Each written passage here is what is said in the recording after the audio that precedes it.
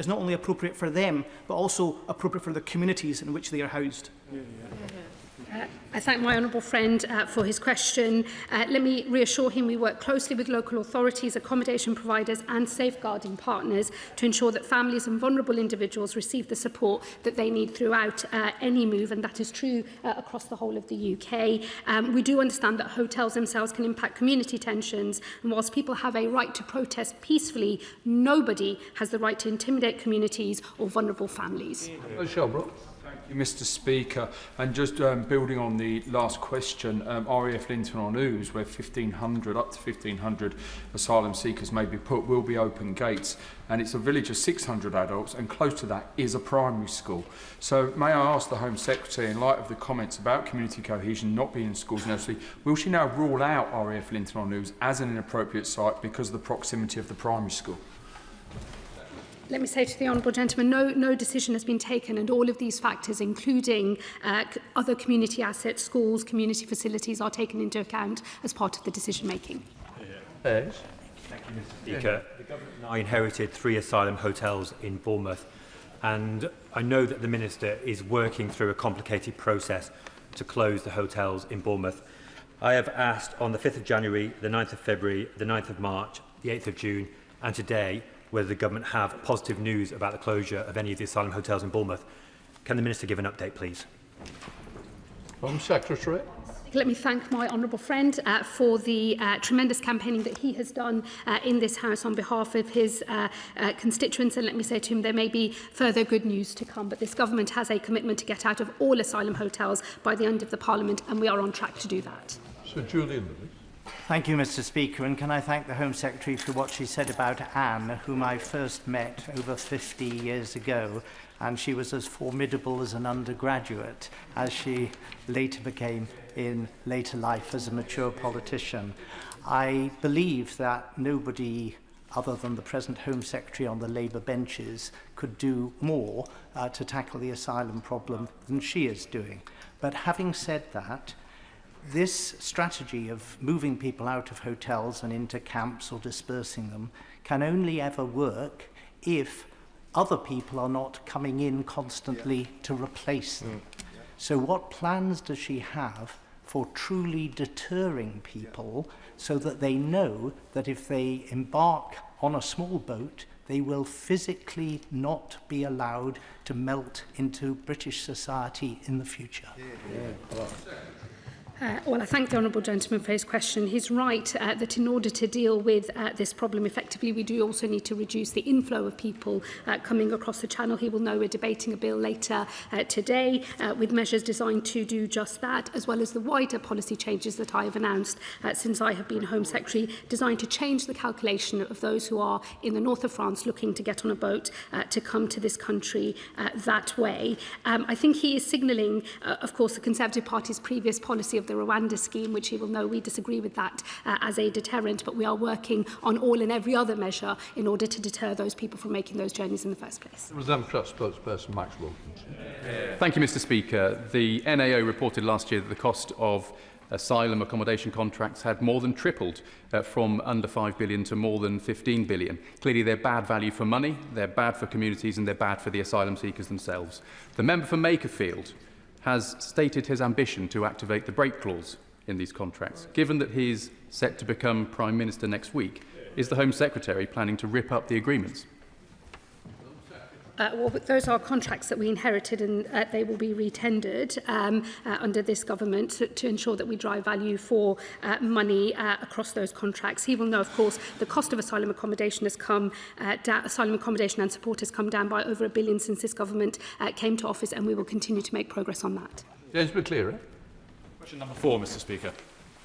Home Secretary. Thank you, Mr. Speaker. We have made the landmark commitment to halve the levels of violence against women and girls in a decade, and already we are taking action. We will prevent children from taking, sharing and viewing nude imagery on their smartphones and tablets. We have invested £53 million to tackle the highest harm perpetrators, and we've protected over 1,000 victims through domestic abuse and protection orders. Our ambition is clear, and there is much more work to be done. James McCleary. Speaker, Sussex is in the grip of a crisis of violence against women and girls. In the county, only 3% of reported rape cases ever make it to trial. And for the few that ever get their day in court after distressing delays, just 53% see a conviction, which is 10% below the national average. It's therefore no surprise that so many women in the county have so little faith their abusers will ever see justice. Operation Soteria was launched in 2021 to overhaul how rape and other serious sexual offences are investigated and prosecuted, yet there appears to be little progress in Sussex. So can the Secretary of State update the House on the progress of Operation Soteria and set out what action she is taking to improve the investigation and prosecution of rape cases in Sussex? Thank you. Well, let me say firstly to the Honourable Gentleman that I do recognise that rape and sexual offences can have a devastating impact on victims, as can the process leading up to an investigation and hopefully a charge, and those rates are far too low. I'm happy to arrange a meeting for him with the Policing Minister to talk about the specific issues in Sussex, but all forces are implementing Operation Soteria, which is designed to support officers and prosecutors build the strongest case through tools, training and guidance. And I have, of course, also asked all forces across the whole of the country to implement specialist rape and sexual offences teams by the end of this Parliament. Thank you, Mr. Speaker. I've had a number of cases in my constituency where male perpetrators of domestic abuse use their partner's immigration status as a tool to control and abuse them. So women feel unable to report crimes of any kind because they're worried about their own immigration status. So could the Minister, the Home Secretary, outline what the Home Office are doing to protect women from this form of abuse? Yeah. Well, let me say to my honourable friend that no woman should be afraid of coming forward to report domestic abuse, regardless of either immigration status or indeed any other status in this country. And let me make very clear that they should do so unafraid as to the impact that that might have on their immigration status. We will support all victims of violence against women and girls, regardless of their status in this country. Sure, Select Committee, Dame Karen Bradley. Thank you very much, Mr. Speaker. And can I associate myself with your and the Home Secretary's comments about Anne Widdecombe? She was a formidable human being and somebody that we all are thinking about very much at this time. Now, this week, in light of that news, the safety of politicians is something that we should all consider. And the Home Secretary may be aware of the situation of District Councillor in Staffordshire Moorland, Councillor Jill Salt, who has been the victim of sexualised AI images. Now, I don't agree with Councillor Salt on many things, but on this I stand in total solidarity with her. So will she join me in condemning the comments of Reform Councillor Dave Poole, who said that Councillor Salt needed to grow bigger balls in order to do the job? Let me say to the Honourable Lady, I think that those comments are a disgrace and that I would hope all members across this House, regardless of their party political persuasion, would take a unified stance on all instances of either violence against women and girls, threats, abuse, the creation of explicit sexual images, and indeed those that break the law as well. And let me say that message clearly from this dispatch box, and I hope it's one shared across the House. Christopher Vince. Thank you, Mr. Speaker. A report by the National Audit Office in January 2025 said that there was a lack of buy-in by other departments when it came to previous violence against women and girls strategy. We know that if we're going to tackle violence against women in my constituency of Harlow, but across the UK, we need to ensure that this is a cross-party work and that departments don't work in silos. So what is the Home Secretary doing to ensure that is the case? Well, let me assure my honourable friend this is a cross-government strategy, a cross-government commitment. It has been led by the Prime Minister himself directly, who has got government departments together to knock heads together and to make sure that everybody is equally committed. I'm sure that won't change, regardless of what may happen in the very near future. Let me assure him this remains a cross-government strategy, and I hope that it is one that does have support across parties as well. Shadow Minister Katie Lamb.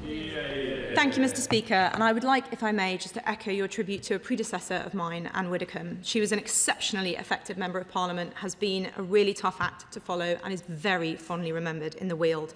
On behalf of those of my constituents she served for decades, a role she fulfilled with outstanding dedication, I'd just like to say thank you. Last week, I met a group of victims and survivors of the most appalling sexual violence like Angela. It's not her real name, but Angela was first raped by her stepfather at the age of 8. He then sold her to men for sex to pay off his gambling debts. He was sentenced to just 10 years in prison and now, having served only 6, is being let out early by the government.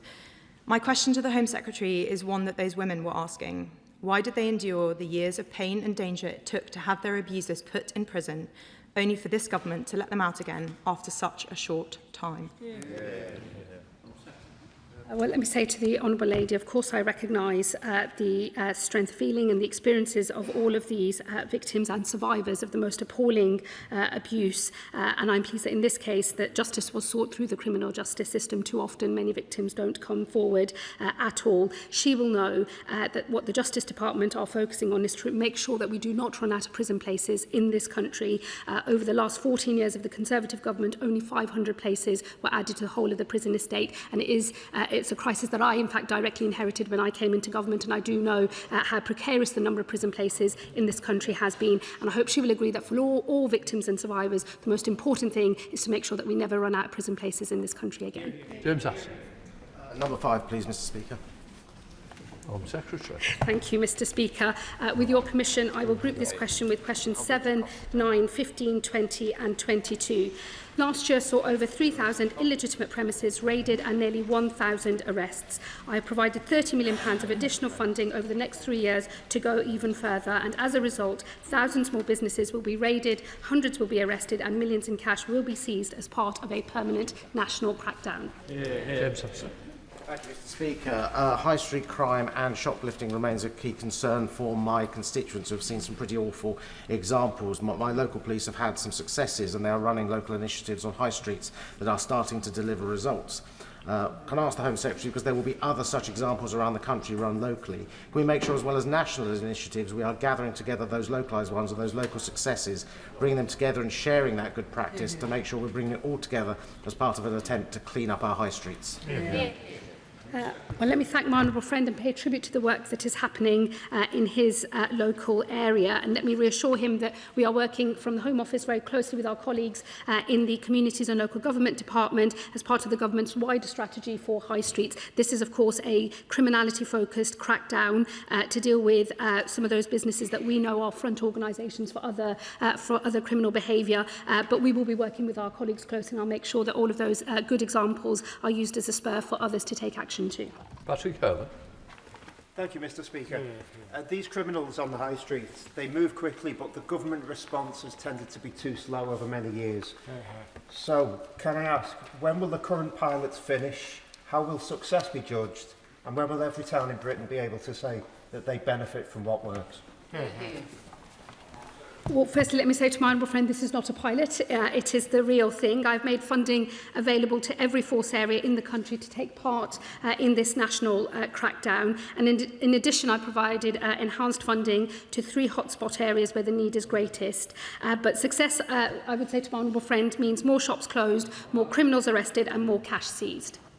Mark Toman. Thank you, Mr. Speaker, and I thank the Secretary of State for her answer. Residents in my constituency of Watford are concerned about crime on the high street, whether that's theft, antisocial drinking and drug use, or violence and hate crime. Does my right honourable friend agree with me that it is only thanks to this Labour government that we are finally getting a grip and dealing with it? I thank my honourable friend for his question, and we are certainly starting that long road to making all of our communities safe. We've made good progress so far in this Parliament with knife crime and knife homicides down very significantly, and there are of course 3,000 additional police officers and PCSOs in neighbourhood policing as well. We will make more progress as the government rolls out the measures in our Crime and Policing Act, as well as the wider high street strategy, which will include the crackdown that I have announced, but is part of wider work with the Communities Department. Will Jones.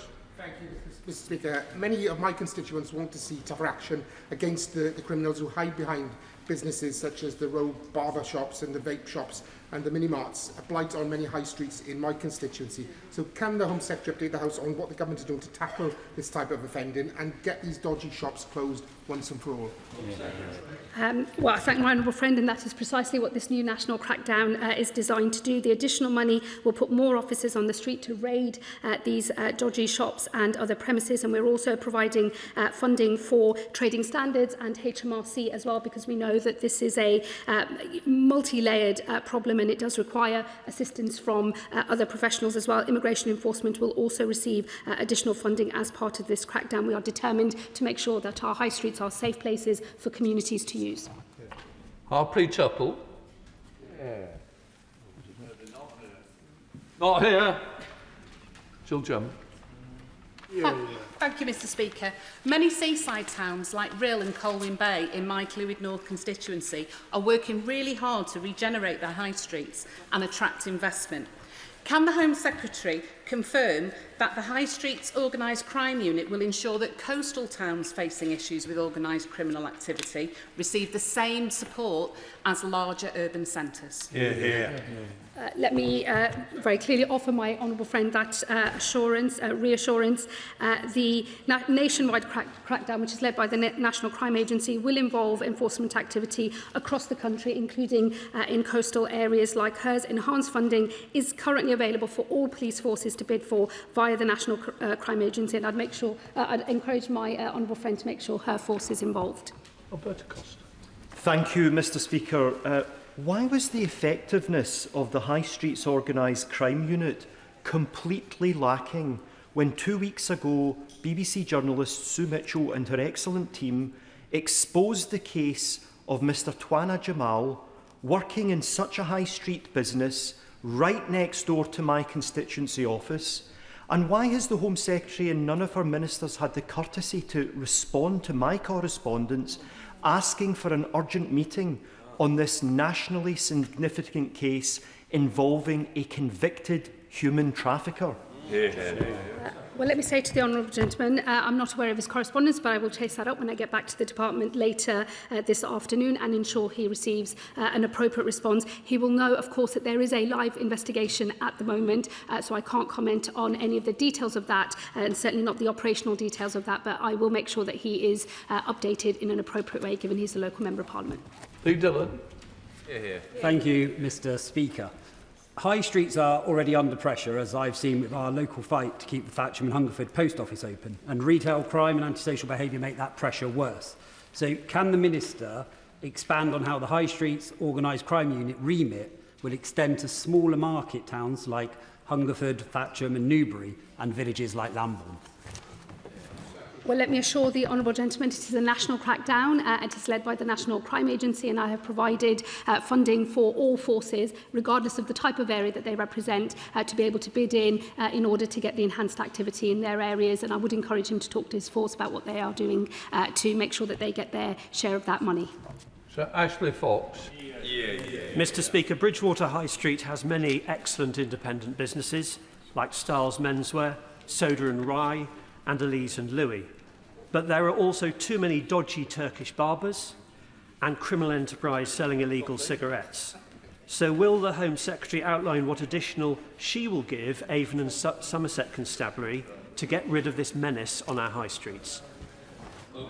Well, let me say to the honourable gentleman, I recognise the strength of feeling across the House, and I feel it myself as a constituency member of Parliament when we see these premises open up and everyone in the local community knows that they're dodgy and that they're involved in all sorts of other criminality and are front businesses, and that is why I've announced this crackdown. It will apply across the country. The National Crime Agency will take the lead on that, and I would encourage his force also to think about how they might benefit from the funding that has been made available. Thank you, Mr Speaker. The High Street Organised Crime Unit is a welcome step to take illegal vapes off our high street, but organised crime gangs are then moving with impunity online, where enforcement is a lot less rigid. So what is her department doing for stopping that it is such an easy thing to move from illegal trading on our high street to illegal trading online? Well, let me say to her firstly, I think she raises an important point about illegality online, and of course the government the Home Office has an interest in that, but also other government departments, and we will continue to work with partners across government to make sure we're doing everything we can to clamp down on the platforms that enable illegality. But she will recognise that the physical presence of these many thousands of businesses across our country in our high streets has had a very damaging impact on local communities, and I think in that context it is right that this Home Office and this government is focused very specifically on the physical locations of these businesses to make sure that we are driving out the criminality and the antisocial behaviour that has left too many of our high streets no-go areas for local communities. Vickers, Shadow Minister. Thank you, Mr. Speaker. Dodgy vape shops are a scourge on our high streets, but even more horrifying are some of the people who run them.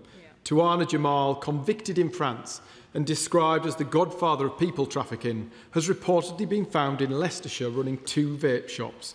Does the Minister agree that this demonstrates the need for stronger powers to tackle rogue vape shops and organised crime? And if so, why has the government cut funding to regional organised crime units and opposed stronger closure powers for the police and local councils? Well, the government hasn't opposed stronger closure powers, and in fact the government is currently consulting on a planned increase of closure orders from 6 months to 12, and we'll be bringing forward legislative measures very shortly, and we're also looking at the separate regime in relation to closure notices as well, none of which of course was acted upon when he and his party were in government. Bailey. With your permission, Mr. Speaker, I will group this response with question 16. The Government remains grateful to the British public for the generosity shown to Ukrainians who sought sanctuary in the UK. The Ukrainian scheme provides a substantial offer of support and demonstrates our commitment to the Ukrainian people. Government has been clear from the outset that this offer of sanctuary is temporary. That position has not changed. We continue to consider future arrangements for Ukrainians in the UK and will provide an update on longer-term arrangements in due course. Haley. Ukrainian constituent Artem is currently seeking to apply for a funded apprenticeship, having now been educated here in the UK. Despite his excellent credentials, he's being turned down for every single apprenticeship because his permission to remain expires in May 27, despite the fact that under the current Ukrainian resettlement scheme, he will be able to immediately apply for a 24-month extension. So does the Minister agree with me that this is both deeply unfair and a waste of talent and opportunity for young Ukrainian refugees who are seeking to rebuild their lives and contribute to our society? I am sad to hear that case. Of course, the Honourable Lady does partially answer the question for me in the sense that what we have done in government is made sure that the extension period that Artem will be eligible for is a 24-month one to give greater certainty, yes, to individuals about their future, but employers and course leaders too to take a longer view in light of those opportunities available to Ukrainians in the UK. Wendy Jim. Thank you very much, Mr. Speaker, and I echo the comments of my honourable friend. Can I take this from the other side, that this lack of certainty is actually challenging for those Ukrainians who are looking to return to Ukraine? My team are currently dealing with a situation where a family who are looking to go back to Ukraine are not being allowed to access the savings from their bank. Can we get some support and guidance to help people who are thinking about going back to be able to do so? Well, of course, when people do wish to move back, we would want to support that in any which way we can. I have to say the savings point is a new one to me, so if the Honourable Lady was to write, I'm sure we'd help in whatever way we can. Ms Murray. Thank you, Mr. Speaker, and I draw your attention to my declaration of interest. There is some scepticism among the public about refugees, but despite the fact that twice as many people came to this country from Ukraine as crossed in small boats, there has been no public outcry, there is no public unrest. Does the Minister agree with me? That is because the public recognise that refugees who come here fairly, in a legal way and with proper support are absolutely welcomed by the British people. And what conclusions is the government drawing from that as they've created their new scheme around safe routes? The Honourable Member raises a very, very important issue here. I know from my own community where sometimes that immigration conversation is very difficult indeed, that those same people who raise frustration at the lack of order and control in the system as inherited from our predecessors were the same people who leaned into the Ukrainian scheme. Same people who've leaned into the Hong Kong BNO scheme, same people who've lent into the Afghan resettlement scheme and the Syrian scheme. The message I take from that is that when the British people see that systems are ordered and controlled, and that for those who get protection or those who need it, and we know who's coming, then they lean into it. And that, of course, is the spirit of our reforms to the system, and I hope the Honourable Gentleman, indeed all Honourable and Right Honourable members, will support us in that venture with our legislation this evening. Lee Pitcher. Mr. Speaker, question number 8. Minister. The figure in the question represents the maximum number of animals expected to be used under licences granted in early 2026 for up to 5 years for the purpose of benefiting humans, animals or the environment. Animal use may only be authorised where no suitable alternative exists. The Government remains committed to accelerating the replacement of animals in science wherever possible. Picture. Thank you, Mr. Speaker. The statistics published just last week show that 2.54 million scientific procedures involving animals were carried out in Great Britain in 2025. This represents a decrease of just 4% compared to those in 2024, but a 9% increase in experiments on dogs and a 13% increase on those using monkeys. Does the Minister agree that greater urgency is needed to accelerate the phase-out of animal testing, and will she consider the merits of a clear long-term plan such as that set out in Herbie's law? Yes, I do agree that greater urgency is needed to accelerate the phase-out of animal testing, and I welcome, to that point, the Government's strategy, which was published and backed by £75 million to do just that. DCIT has committed to publishing clear timelines for specific actions, and I very much look forward to seeing them. Edward Mrella. 10, please, Mr. Speaker. Can I just take this opportunity, Mr. Speaker, to pay tribute to PC Jess Turnbull, a PC who died in the line of duty just aged 18, and I attended her funeral along with other colleagues on Friday. It is a reminder, if any were needed, of the price that we ask of our police officers. This Government is providing an extra £2.4 million to defend the package of deliver the package of wellbeing measures set out in the Police Reform White Paper. This includes enhanced trauma support, improved occupational health provision and stronger leadership on wellbeing. Working with police partners, we will ensure officers and staff can access timely, effective support that is vital for our police workforce. Thank you, Mr. Speaker. A police officer and constituent reported a senior colleague for sexual assault. Separately, she was domestically abused and raped by a partner. Her domestic abuser was arrested with bail conditions preventing contact, but in her trauma-induced state, she continued to instigate contact and was subjected to a police misconduct proceeding. Despite experiencing severe trauma, including a suicide attempt, evidence about her mental health and welfare was not considered. She will never be a police officer again. So what steps will the Minister take to ensure police forces adopt genuinely trauma-informed misconduct processes for officers who are victims of sexual assault, rape and domestic abuse? Can I just say how sorry I am to hear about the situation of his constituent, and of course would be very happy to talk in more detail about that case so that we can learn the lessons. We are looking at what happens during misconduct cases and what happens in terms of the support that is given to officers. There is also a particular issue around domestic abuse that is suffered by police officers, where we are trying to ensure, working with women's organisations and others, that we get this right. Thank you, Mr. Speaker, and I thank the Police Minister for her answer to my written question confirming that the Home Office does not collect data on PTSD in police officers. I wonder if she agrees with me that either the Home Office or police forces do need to have this data so we can understand the scale of the problem and support our officers accordingly. I agree that we need to be doing all that we can to record data. We're looking at data on suicide, for example, as my honourable friend knows, and making sure we have the right information there. We are expanding our psychological risk assessments from 50,000 to 150,000, and that will hopefully also give us more information that we can use. But I stand with him in wanting to support our officers in any way we can. Number 11, please, Mr. Speaker. Minister. Thank you, Mr. Speaker. This Government recognises the importance of a prompt announcement on visa numbers to enable the agricultural industry to plan and prepare. The UK Government is committed to supporting the UK horticulture sector, but it is also important that the sector reduces its ongoing reliance on significant numbers of seasonal workers from overseas. We're engaging closely with the sector and other stakeholders and will announce the number of seasonal worker visas available for 2027 shortly, in line with usual practice. Thank you, Mr. Speaker. I'm currently taking part in the excellent NFU Food and Farming Fellowship. In a recent visit to a vegetable farm, they told me that the numbers are announced far too late in the farming cycle for them to be able to plan in advance. Now, if we are to have domestic agriculture, we are going to need some seasonal workers. So will the government please look at working with the industry so that we can plan in advance and so that we can actually run our farms and agricultural sector properly?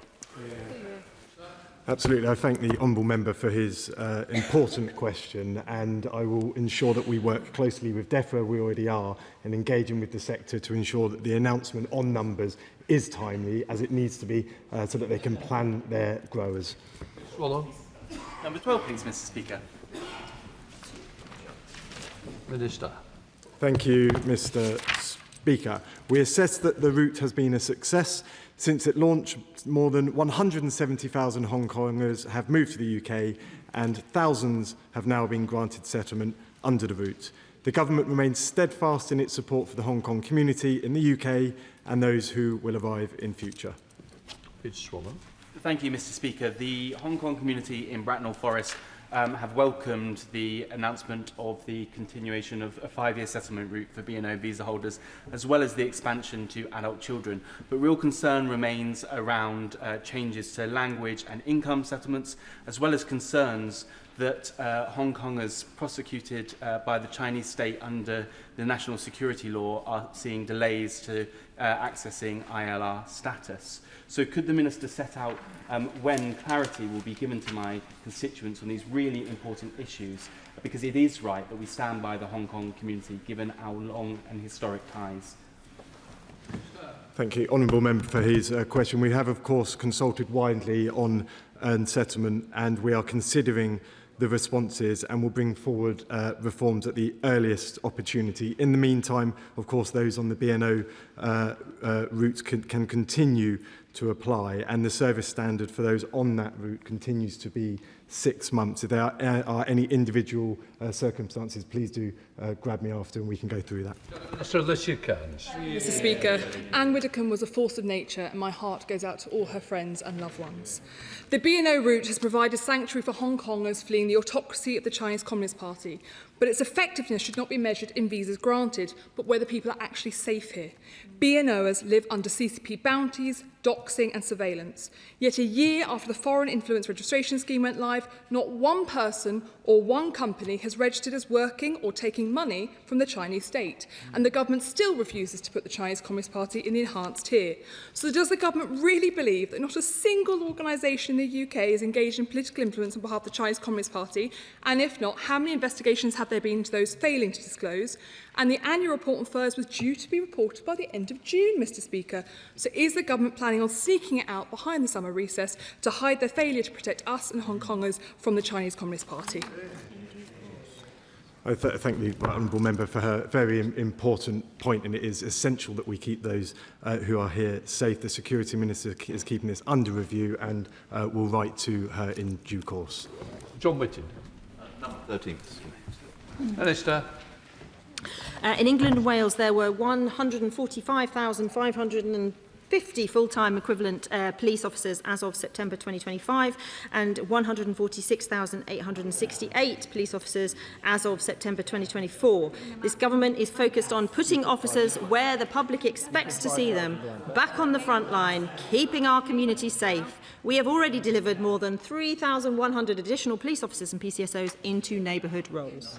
Sir John Whittingham. Thank you, Mr. Speaker. The Minister has confirmed that under this government the number of police officers has fallen. And it is now proposed that in Essex they will become part of a regional force which is going to be more remote and less accountable to the people they serve. How does that increase public confidence in policing? I can also say that this morning, as part of the measures to tackle anti-Semitism, we have announced funding for an additional 500 police officers in areas where we need them most, which will also, I'm sure, members across the House will welcome. The Right Honourable Gentleman asks about forces. As he will know, there is a review currently being undertaken by Lord Bernard Hogan-Howe, who is looking at both the local policing units and the force regional level units, as well as the National Police Service that we will be introducing. Speaker. I welcome the 48 new neighbourhood officers and PCSOs that have joined Cleveland Police in the last year, but I want to see an overhaul of the National Police funding formula to support the Cleveland area. The Policing Minister has committed to do this, but can she give us further clarity on the timelines for when we can see that formula changed and more officers back on our streets again? Can I thank my honourable friend for his question? He's absolutely right. The funding formula is completely outdated and was not updated by the previous government and is sort of almost decades old. And we are going to review it, and we are doing the work on that now as part of the reform programme. And we will, as soon as we have an announcement, we will bring it forward. Matt Baker, Shadow Minister. Thank you, Mr. Speaker. Under the last government, police numbers reached a record high. Labour promised to increase police numbers, but instead we've seen them fall. As the Minister was forced to confirm, down 1,318 in the last year. Is the Minister doing anything to protect the number of officers in response policing so that when people ring 999 in their hour of need, they're not left waiting?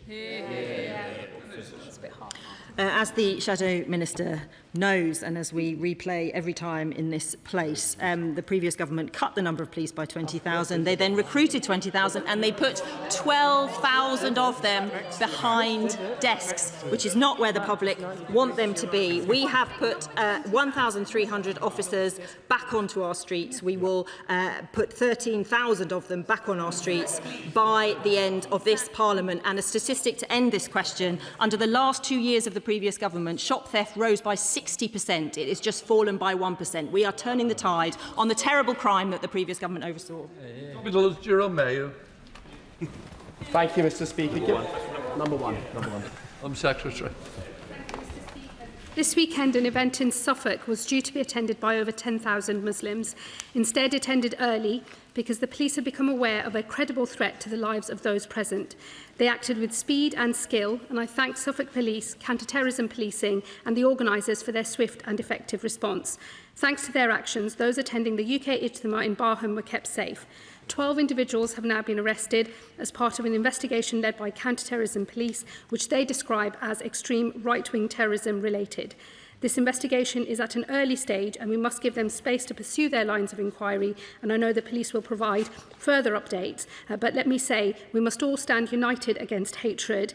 The actions of a minority are not who we really are as a country, and we should never be defined by those who plot violence against their fellow countrymen and women.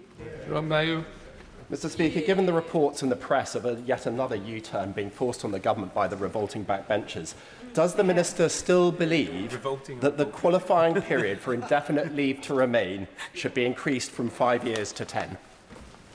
Well, let me tell him it has been settled government policy since last summer, in fact, that the qualifying period will rise from 5 years to 10. The government is consulting on what transitional arrangements may be needed, and we will come forward with settled policy later this year. Speaker, during a coffee morning on the Sherborne estate in Crewe, I spoke with several residents who described persistent and distressing levels of antisocial behaviour in our community, including residents having eggs thrown at their properties. Can the Minister set out what steps are being taken to ensure that antisocial behaviour is dealt with robustly in places like the Sherborne estate? I understand my honourable friend went door to door talking to people about these issues, and I appreciate his efforts in doing that. Our Crime and Policing Act is delivering new and enhanced powers to tackle antisocial behaviour. Respect orders will bear down on relentless ASB offenders, and we have ensured that every police force in England and Wales had a dedicated ASB lead and a local action plan to crack down on these thugs. Home Secretary Cresswell. Thank you, Mr. Speaker. I join you in paying tribute to Anne Widdecombe. She was a formidable campaigner who served with huge integrity. She will be missed. And I know the whole House supports the police in delivering justice for Anne. Reports today suggest the Home Secretary and the new Prime Minister plan to capitulate to some of their open border MPs on the government's own ILR plans. Previously, the Home Secretary was clear. The changes will apply to those in the country already. Can she now repeat that pledge? Or is the Prime Minister doing his first U-turn before he's even entered Downing Street? is rather desperate, Mr. Speaker, there from the Shadow Home Secretary.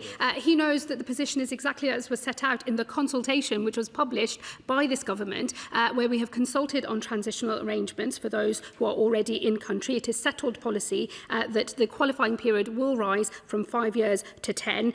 It is the implementation of that that is being consulted upon, and we will have a settled policy later this year.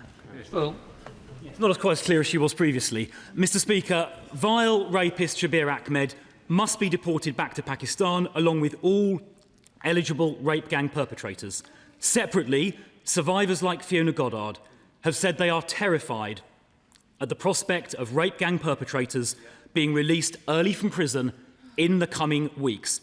So will the first Home Secretary firstly bring forward emergency legislation to ensure Ahmed can be deported? And secondly, will she urgently make the changes needed to ensure that no rapists will ever be eligible under the government's expanded early release scheme?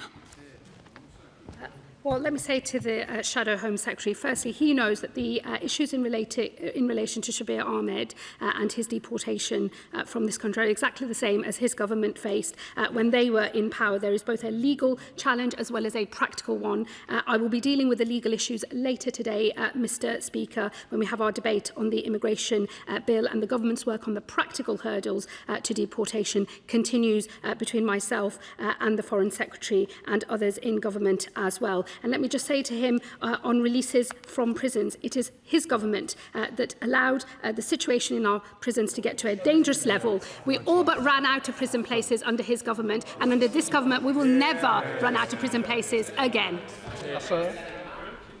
Mr. Speaker, I recently witnessed outside one of my stations an attempted phone snatch by 3 masked youths on electric bikes, which was fortunately unsuccessful. But at a community neighbourhood safety forum, residents raised with me this was a major concern of theirs. So could my honourable friend outline what progress we're making against tackling phone thefts, and does she agree that the phone companies need to do much, much more to make sure criminals can't pay and profit from phone snatching? He's absolutely right, and Op Reckoning is delivering the Met's largest ever enforcement response to phone theft. And in the 12 months to May, phone theft in London fell by 18% on the previous year, and it was pretty much halved in the West End, where we see most of that occur. He's right that phone companies need to do more, and if phone theft doesn't continue to fall, we will take further action. Wilkinson, Liberal Democrat spokesperson. Thank you, Mr. Speaker. The Culture Secretary has quit X and removed her department from the platform, citing its descent into misinformation and abuse. Does the Home Secretary agree with her decision? What is the Home Office doing about the abuse and misinformation on X? And will the Home Office be leaving too? I think everyone in this place is concerned at the rise of hatred and division online, not just on X but on other platforms, and we are looking as a government, of course, led by DCIT and other colleagues, on how we crack down on that, and also how we create a society in which we try to unite people and not divide them, and members in this place have a strong role to play in that. Davies. Thank you, Mr. Speaker. Pennine Domestic Abuse Partnership is a strong example of non-judgmental, trauma-informed support for victims of domestic abuse. For many women, they are the first point of contact. However, for others, the emergency services are the first to respond. So would the Minister clarify what steps can be taken to ensure that this non-judgmental, victim-centred approach is consistently reflected in the police's engagement with victims? My honourable friend is right. A non-judgmental, victim-led approach is exactly what we need, and that is what we are trying to drive through our response. We've established the National Centre for Violence Against Women and Girls to improve the police response to violence against women and girls, and the new trauma-informed first-line public protection programme is piloting in 5 forces this summer, which equips frontline officers with the skills to manage investigations and support victims. Dr. Luke Evans. Thank you, Mr. Speaker. Now, the Home Secretary is boasting about the fact that hotel asylum seekers' numbers are being reduced, but of course they're being moved into HMOs, and the government won't produce the actual figures of how many are going into HMOs, which means places like Hinckley and Bosworth are getting more HMOs. So will the government commit to produce the data to show exactly where people are being moved from and to, so we can see it specifically around HMOs, because it is not in the data and has not been released in the quarterly data? I'd be grateful for an answer. I'm slightly saddened by the honourable gentleman's question. He and I had a very, very good conversation about the nature of the supported population in his constituency. He knows that we work very closely under a policy of successive governments for full dispersal, so that the challenge of supporting the supported population is shared more fairly. Where there have been local disproportionate issues, like in postcodes of his own, we were able to make positive changes there. I would have hoped he would have recognised that. But to be very clear on his original point, if he talks about data, the May stats release show a reduction in the hotel population of 35% and an increase. If the honourable gentleman, he can do the questions, he can't do the answers as well. If he would, a reduction in 35% in hotel population and an increase in the supported population of less than 1%. Even he can do those maths. Peter Prinsley. Thank you, Mr. Speaker. So on Friday, I met with Barnham Parish Council in my constituency and the head teacher, Amy, of the adjacent primary school. They raised concerns about the proposed accommodation of large numbers of asylum seekers at RAF Barnham. They worry about community cohesion, particularly if large numbers of young men are to be transported into neighbouring towns and villages without access to supervised constructive activity. So will the Minister outline what material steps will be taken to address this problem? I'm grateful to the honourable friend for that question. I would stress, as my right honourable friend, the Home Secretary, said, that no decision has been taken in respect of this site, and suitability assessments continued. We're engaging with relevant local authorities, health partners, police forces and other partners to minimise the impact on local services and communities in exactly the way that the honourable gentleman speaks. Kieran Mullen. Can I begin by thanking Madam Deputy Speaker for securing a meeting with the Minister with local MPs, councillors and residents of Crowborough, where the Minister heard for himself directly reports of illegal working, groups of young men drinking on the street and the smuggling of alcohol onto the site. If the government is going to force this camp on people, the very least it can do is ensure that people there play by the rules. Can the Minister introduce breath testing and make clear to anyone drinking on the site that if they're found to fail those tests, their asylum claim will be immediately thrown out? Grateful to the honourable gentleman both for the question and for his time, and for Madam Deputy Speaker's time in advocacy, and indeed local councillors. I was very concerned to hear the reports about those drinking off-site. We are looking closely, as I've said to the honourable gentleman, about making sure that's not doesn't happen. We already block merchant codes on aspect cards to prevent it. We are talking about a relatively small amount of money, £9.95 each week, but we do not want to see that spent on alcohol. The sites themselves are alcohol-free as well. I'm not quite sure that breath testing is the way that we need to enforce it, but nevertheless, I share his vigour to stop it. Joe Powell. Mr. Speaker, can I warmly welcome the government's swift introduction of the National Security State Threats Bill that received royal assent last week. The activities of the IRGC have caused huge concern across the country, and in particular to my Iranian and Jewish communities. So can the Home Secretary update the House on when these new powers will begin to be used to protect our country from hostile state-linked organisations and threats? Well, thank you very much, Mr. Speaker. Today, my right honourable friend, the Home Secretary, has laid statutory instruments to designate 3 bodies engaged in foreign power threat activity under the National Security State Threats Act 2026. The Islamic Movement of Companions of the Right, who have publicly claimed 7 attacks at UK locations linked to Jewish and Israeli communities and Persian language media.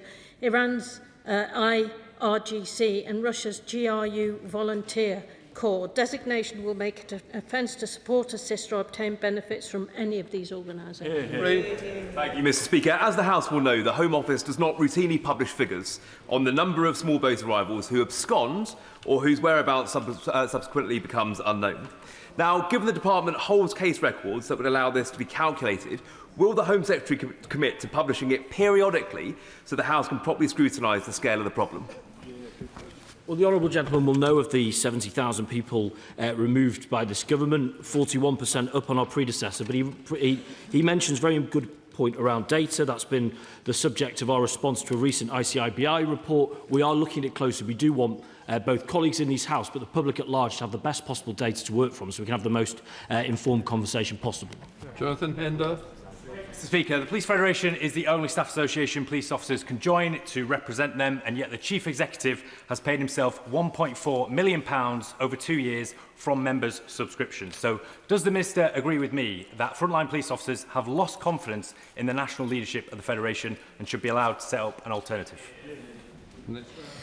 As he knows, the Chief Exec is no longer in post. We are clear that the pace of change is not fast enough. We have made clear in the Police Reform White Paper that we will bring forward any reforms necessary to ensure that the interests of rank and file officers are properly, effectively and robustly represented. It is important also to say that there are good members of the Police Federation who are working across the country doing brilliant work, including those that I met in Newcastle. So we do need to tread carefully, but he's absolutely right to raise this issue. Thank you, Mr. Speaker. My constituents in Meriden and Solihull East are greatly concerned about abuse of the ECHR, including Article 8. They deem cases like the Albanian criminal who was not deported because his own son wouldn't eat foreign chicken nuggets as an insult. And the Home Office's own legislation analysis shows that abuse of the ECHR costs about £4.9 billion. I know the Home Secretary wants to reform the ECHR, but can she accept that if this runs out of road, then Britain should be allowed to forge its own way on human rights law, including leaving the ECHR? Well, the ECHR provides important protection both for ourselves and abroad. But we have been clear that we inherited a system without order and without control, and we're restoring that order and control to the system. Part of that is reform of Article 8 of the ECHR, exactly as the Honourable Gentleman says. And if he does have the vigour to support such action, he won't have to wait long. In fact, 10 o'clock tonight, he'll have the chance to show it. Owen Perkins. Thank you very much, Mr. Speaker. Migrants who come in to work in our National Health Service and in other crucial aspects of our employment sector are tremendously welcome and should be encouraged. But I have seen cases in Chesterfield that have been surprising in terms of the number of familial applications that have accompanied the arrival of a single worker. And I just wonder whether the Secretary of State can tell us from her perspective whether she thinks that the family visa regime is working as it was intended and whether it is an area that's ripe for reform. I mean, I do agree with the Honourable Gentleman. He will know that we suspended family reunion, but with family roots more generally, we believe, as we set out in our white paper over a year ago, that reform is overdue of that system. We'll be introducing a new family policy that creates a fairer and more consistent framework. Chris Caldwell. Thank you, Mr. Speaker. 3 years ago, my 22-year-old constituent, Hannah Byrne, whose family is here, died on the first night of her holiday in Corfu. 2 British women left the scene without ever being interviewed by police.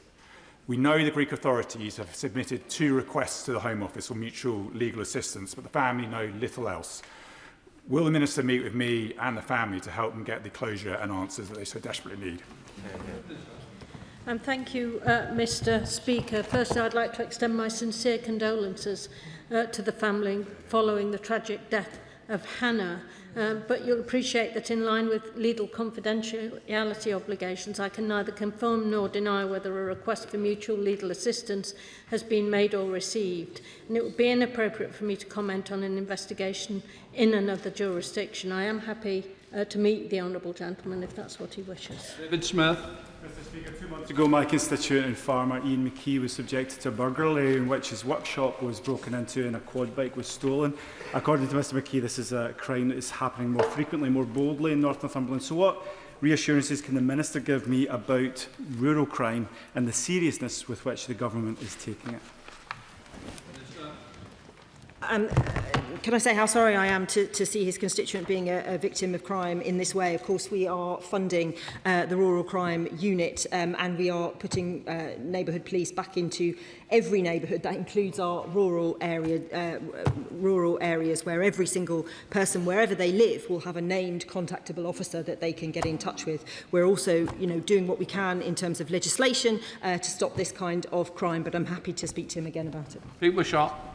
Speaker, there was some truly shocking and appalling scenes in Glasgow last week, fuelled by misinformation about the accommodation of asylum seekers. People were harassed in their own homes and roads were blocked. When will they finally take on the spread of misinformation? And will they finally recognise the real threat posed by the right wing who are ready to take advantage and exploit these situations? I mean, we recognise that threat. We monitor hundreds of protests a year. In a democracy, people have to be able to make their case, but that should never tip into harassment, abuse, or the type of disruption that the Honourable Gentleman talks about. Our job is firstly to fix the system, and I hope he will support us tonight in this venture, but we are very clear we will not accept harassment, intimidation, or any other type of prejudice. As well. Thank you, Mr. Speaker. Over the last 2 years, I've led the charge to ask for our Asylum Hotel to be closed. Last week, the final family and individuals left the hotel. Thousands have joined me in calling on Britannia to finally refurbish the Metropole Hotel, which is a massive eyesore on our Golden Mile. So will the Minister join me and thousands of residents in Blackpool calling on Britannia to put the hand in the pocket and finally restore this golden crown jewel on our seafront? Well, Mr. Speaker, like many honourable and right honourable members, I've got very, very fond memories, childhood and adulthood, of Blackpool, and I'm glad to see the Metropole being back on the journey to its proper purpose, because I know that it's a crucial part of the Golden Mile. I'm not sure it's within my ministerial remit to direct refurbishments of hotels. Nevertheless, I want it to be the best possible asset for his community, and I've offered to come with him to help promote the local economy in order to ensure that it is. I thank the Home Secretary and welcome the Government's decision to move to prescribe the IRGC. Many of us campaigned for this and in fact were sanctioned by Iran for doing so. Far too many of our previous Prime Ministers and Foreign Secretaries bought the fallacious argument that this was going to prevent diplomatic relations with Iran. Now the Home Secretary has chosen to do this. How will she enforce this so we quickly stamp out all the activities of this terrible organisation from our country and ensure it never takes root again? I'd say to the honourable gentleman, thank him for his contribution. I would just say that the government has passed new legislation in order to allow for the designation of the organisations that my honourable friend referenced earlier today, and that includes the IRGC. The designation tool means that they are now brought within the context of the National Security Act, and I do expect that when our laws are broken, prosecutions will follow. He knows that we've had some success with National Security Act investigations. I expect that to continue. Thank you, Mr. Speaker. The scampi catching sector in Northern Ireland is currently reliant on foreign seasonal workers. In order to stay afloat, the sector needs around 66 visas, valid for just 7 months of the year. Will the Minister consider extending the seasonal worker visa route to the nephrops industry, giving the catching sector the certainty it needs and protecting processing jobs at Whitby Seafoods in my constituency? Thank you, Honourable Friend, for her important question. I work closely with DEFRA and many sectors in agriculture to ensure that they can operate if they need that access to foreign workers. Of course, we are looking to reduce that, and I'm happy to meet and talk more about this specific scampi, which I love, after this. Thank you. John.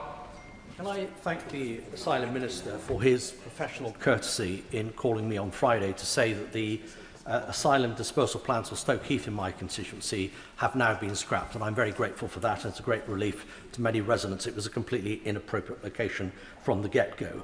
But can I ask him to put on the record whether the government has any plans to put asylum seekers into Clive Barracks at Turnhill in Shropshire, currently home to the Royal Irish Regiment?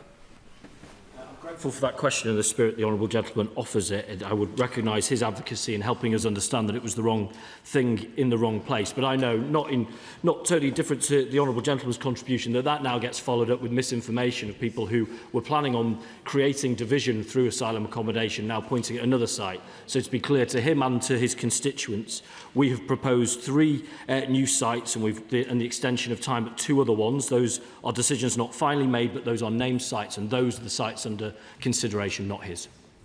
Final question, Ewan Stenbank. I welcome the Minister's explicit statement last month that he wants to see the Clarendon Hotel opened by the Conservatives closed. When any hotel closes, can my honourable friend confirm that the vast majority of those being moved out will have their accommodation needs met within existing capacity? I'm grateful for that question. I think and talk about the Clarendon Hotel a lot because we are resolute in closing that hotel. But I appreciate his constituents or others wouldn't feel much better if they thought that those bed spaces were just being provided in the immediate area instead. Goal 1 for this government is to reduce demand, and we're seeing positive trends in this space. That's allowing us to close hotels and allow us to close more. So exactly in that spirit, not merely by displacement into dispersed accommodation. As I said earlier, a decrease in 35%, Mr. Speaker, in hotel accommodation, an increase in dispersed accommodation of less than 1%. Excellent. Let the front bench change over.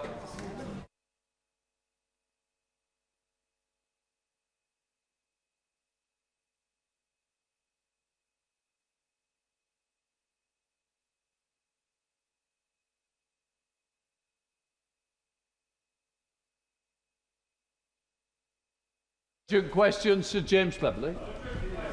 Thank you, Mr. Speaker. To ask the Secretary of State for Housing, Communities and Local Government if he will make a statement about local government reorganisation.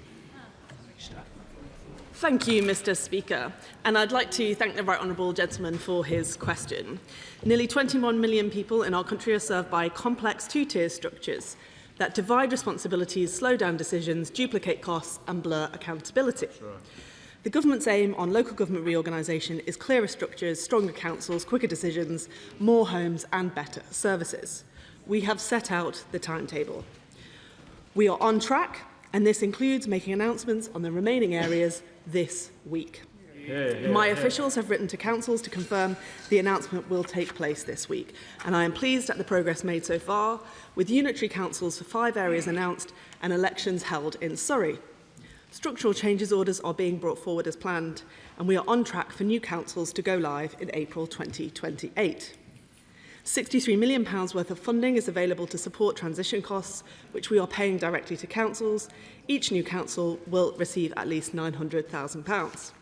This is the first time funding has been made available by central government for this purpose, because we need to get these reforms right.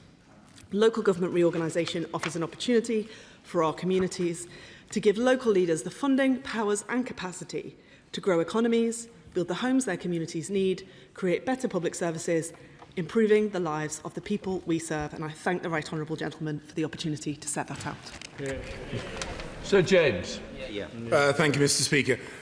We've all watched this particular film before. The Secretary of State, who once again scurries away to avoid scrutiny, tried to cancel local elections. And he was caught putting his thumb on the scales and was forced into an embarrassing climb down that cost time, it cost money, and it undermined confidence in politics and local government. And he's setting about the biggest reorganisation of local government in more than half a century, and is doing so with no mandate for a change of this scale. And now ministers appear to be desperate to avoid scrutiny by announcing these decisions on the final day of sitting before the House rises for summer recess, a pattern that we have seen before. And the minister insists that these new shadow authorities, the elections for shadow authorities will take place next year. But we also heard that the elections for county mayors was going to happen of May of this year. And spoiler alert, Mr. Speaker, they didn't happen. They didn't happen. In many areas, there is still no agreed authority boundaries, no ward boundaries, no legislative timetable. How are councils, candidates and electors supposed to prepare for elections without these key details? And, Mr. Speaker, why is it that Labour councillors are allowed to redraw the boundaries of the very authorities that they hope to represent before any independent review by the Local Government Boundary Commission? And if this process is not about narrow party political advantage, why were Labour MPs and councillors briefed before this House was? If the elections are to happen next year, the government must bring forward the necessary legislation before the House rises. And so I ask that the government breaks with tradition and is open and transparent, avoids diktat from the centre, or is it really the legacy of the Secretary of State to leave things in such a shambles? Thank you, Mr. Speaker, and I thank the right honourable gentleman for his question. He said I was desperate to avoid scrutiny. I'm a minister too. I can answer. I'm sure the Secretary of State would agree with me that I have answered a number of Westminster Hall debates on this issue, and we've had debates upstairs on SIs too, and that's absolutely right. Members in this House will have an opportunity to question the government and put their views forward, and they have done already in Westminster Hall debates and on other occasions. And I don't know if the right honourable gentleman missed the point that I said, that we are going to make announcements on the remaining areas this week. So I would simply ask him, well, the day will be decided by the usual channels, and I wouldn't deem to presume decisions taken by the usual channels and by the Speaker. But I would simply say to the right honourable gentleman, if he just has a little patience, then he can give me another go at this when I make the announcement very soon. And just tell the House there's no point taking everybody. It's going to be a short brief because we're going to do it all on Thursday when we'll have all the facts before us. If I'd been told earlier, this wouldn't have happened. So there we are. So let's go to the Church Select Committee. Florence Session-Low. Thank you, Mr. Speaker, and I pay tribute to the Right Honourable Member for Braintree for securing this urgent question. The reality is LGR is very complex and involving so many different councils, over 200 councils and services, and delivering services to millions of residents right across the country. And I know that my honourable friend, the Minister, is very able and capable, but there are real concerns being raised by local government. Is she aware of the concerns and comments from the new chair of the LGA, Councillor Eamon O'Brien, where he said that the LGA had previously not taken a position on LGR, but they are hearing from councils about real delivery concerns. This is an area that we've looked at on the Select Committee, where we've raised issues around standards across the housing sector to deliver measures, right measures like the Renters' Rights Act and enforcement. And the LGA raised 6 concerns about these reforms are trying to do too much too quickly with too little. And this poses a real challenge for the vital services that councils and residents need. So can the Minister ensure that the concerns of the LGA are being heard across government and that reorganisation will never take resources away from those critical frontline services, including adult social care, children's social care, that so many of our residents rely on? Thank you, Mr. Speaker, and I thank the Chair of the Select Committee for her very important contribution. I meet regularly with the leadership of the LGA for all the reasons that she mentions. These reforms matter so much because councils do very important things. And we've heard from both the Child Poverty Strategy and the Milburn Review the cost of fragmented services to some of the most vulnerable children and young people in this country. So getting this right really matters. As I've said, Mr. Speaker, we've allocated £63 million already to support councils, and I'll have more to say on that very shortly. Liberal Democrat spokesperson Zoe. Thank you, Mr. Speaker. We Liberal Democrats support genuine devolution because decisions are better made closer to the communities they affect. Yet this Labour government's approach has been top-down, Whitehall diktat from the very start, with councils undermined, residents barely consulted and communities left in the dark about the future of local services, all while councils continue to face significant financial pressure. And I'm deeply concerned that with the member for Makerfield expected to saunter into number 10 within days, members of this House, councils and residents have no clarity about the approach to local government reorganisation that he will take, whether the parameters will change and whether future local elections will be cancelled yet again. So, can the Minister tell the House what discussions she has had with the member for Makerfield about his plans for reorganisation, and will she commit today that no further local elections will be cancelled? Thank you, Mr. Speaker. I think the Liberal Democrat spokesperson asked me what conversations I've had with the member for Makerfield. I mean, mainly about Everton and Liverpool FC, I'm afraid, Mr. Speaker. Resign. Yeah, indeed. But I can say to her that the work of this government to secure devolution and to reshape local government so that we can grow our economy, build homes and serve our constituents properly has been thought through carefully and is proceeding in line with the timetable. And I am sure that all of us, whatever our views in this House, want to see that succeed. Barry Moon. Oh, he's not standing now. He's changed his mind. Oh, he's standing. No, make your mind up. Gareth Snell then. Thank you very much, Mr. Speaker. Can I thank the Minister for her answers? But she will know that local government reorganisation is one half of the coin with devolution on the other. And in places like Staffordshire and Stoke-on-Trent, the access to bus franchising, adult skills agenda, spatial planning is the real victory that we look for. So when the announcement comes this week on the new local authority boundaries, is she able to give any insight into when decisions around strategic authorities will be made and when we might have those first selections to those so we can access those devolved powers that we desperately want to? Minister. Thank you, Mr. Speaker, and I thank the honourable gentleman for his important question, especially given the state of public transport in many parts of this country, and I will take his question as a request for things I might include on a statement further this week. Sir Bernard. Thank you, Mr. Speaker. Can I draw the Minister's attention to a poll conducted by YouGov, which has now been published, which shows that local government reform in Essex is really unpopular. And what's more, the more people are questioned about it, the more unpopular it becomes.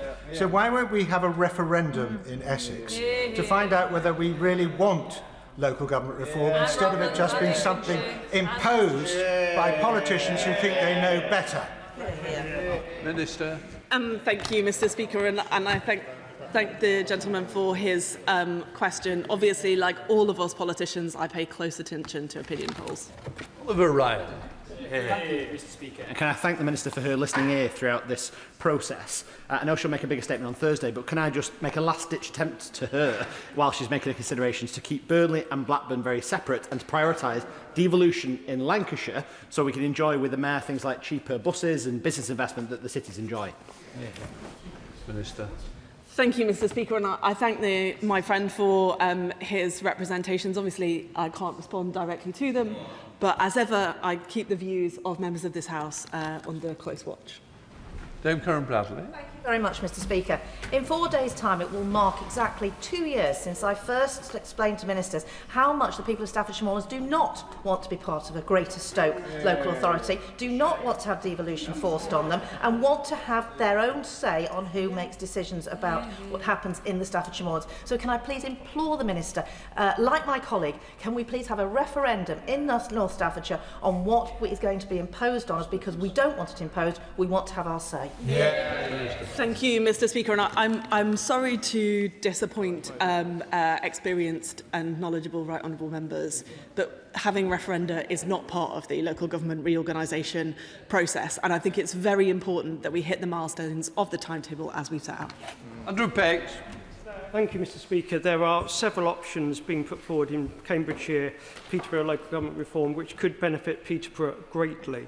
Could I ask the Minister to reassure us that we will get the announcement sooner rather than later, whatever the announcement is, so we can prepare? But can I also ask the Minister, did she hear the comments from the member opposite who said that Labour MPs have been briefed in advance about this, about the details of what's to come? Can I put on record, Mr. Speaker, this allegation has been made against me? I have not been briefed, no information has been leaked to me, and it is a scurrilous rumour. Can I ask the Minister to put on the record that no MPs anywhere know the outcome of this result yet?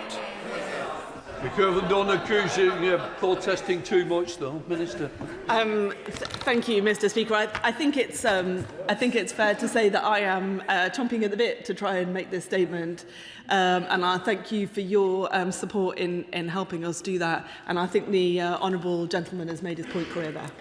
Just to be clear for the record, I think there's been a lot of accusation that people have been briefed.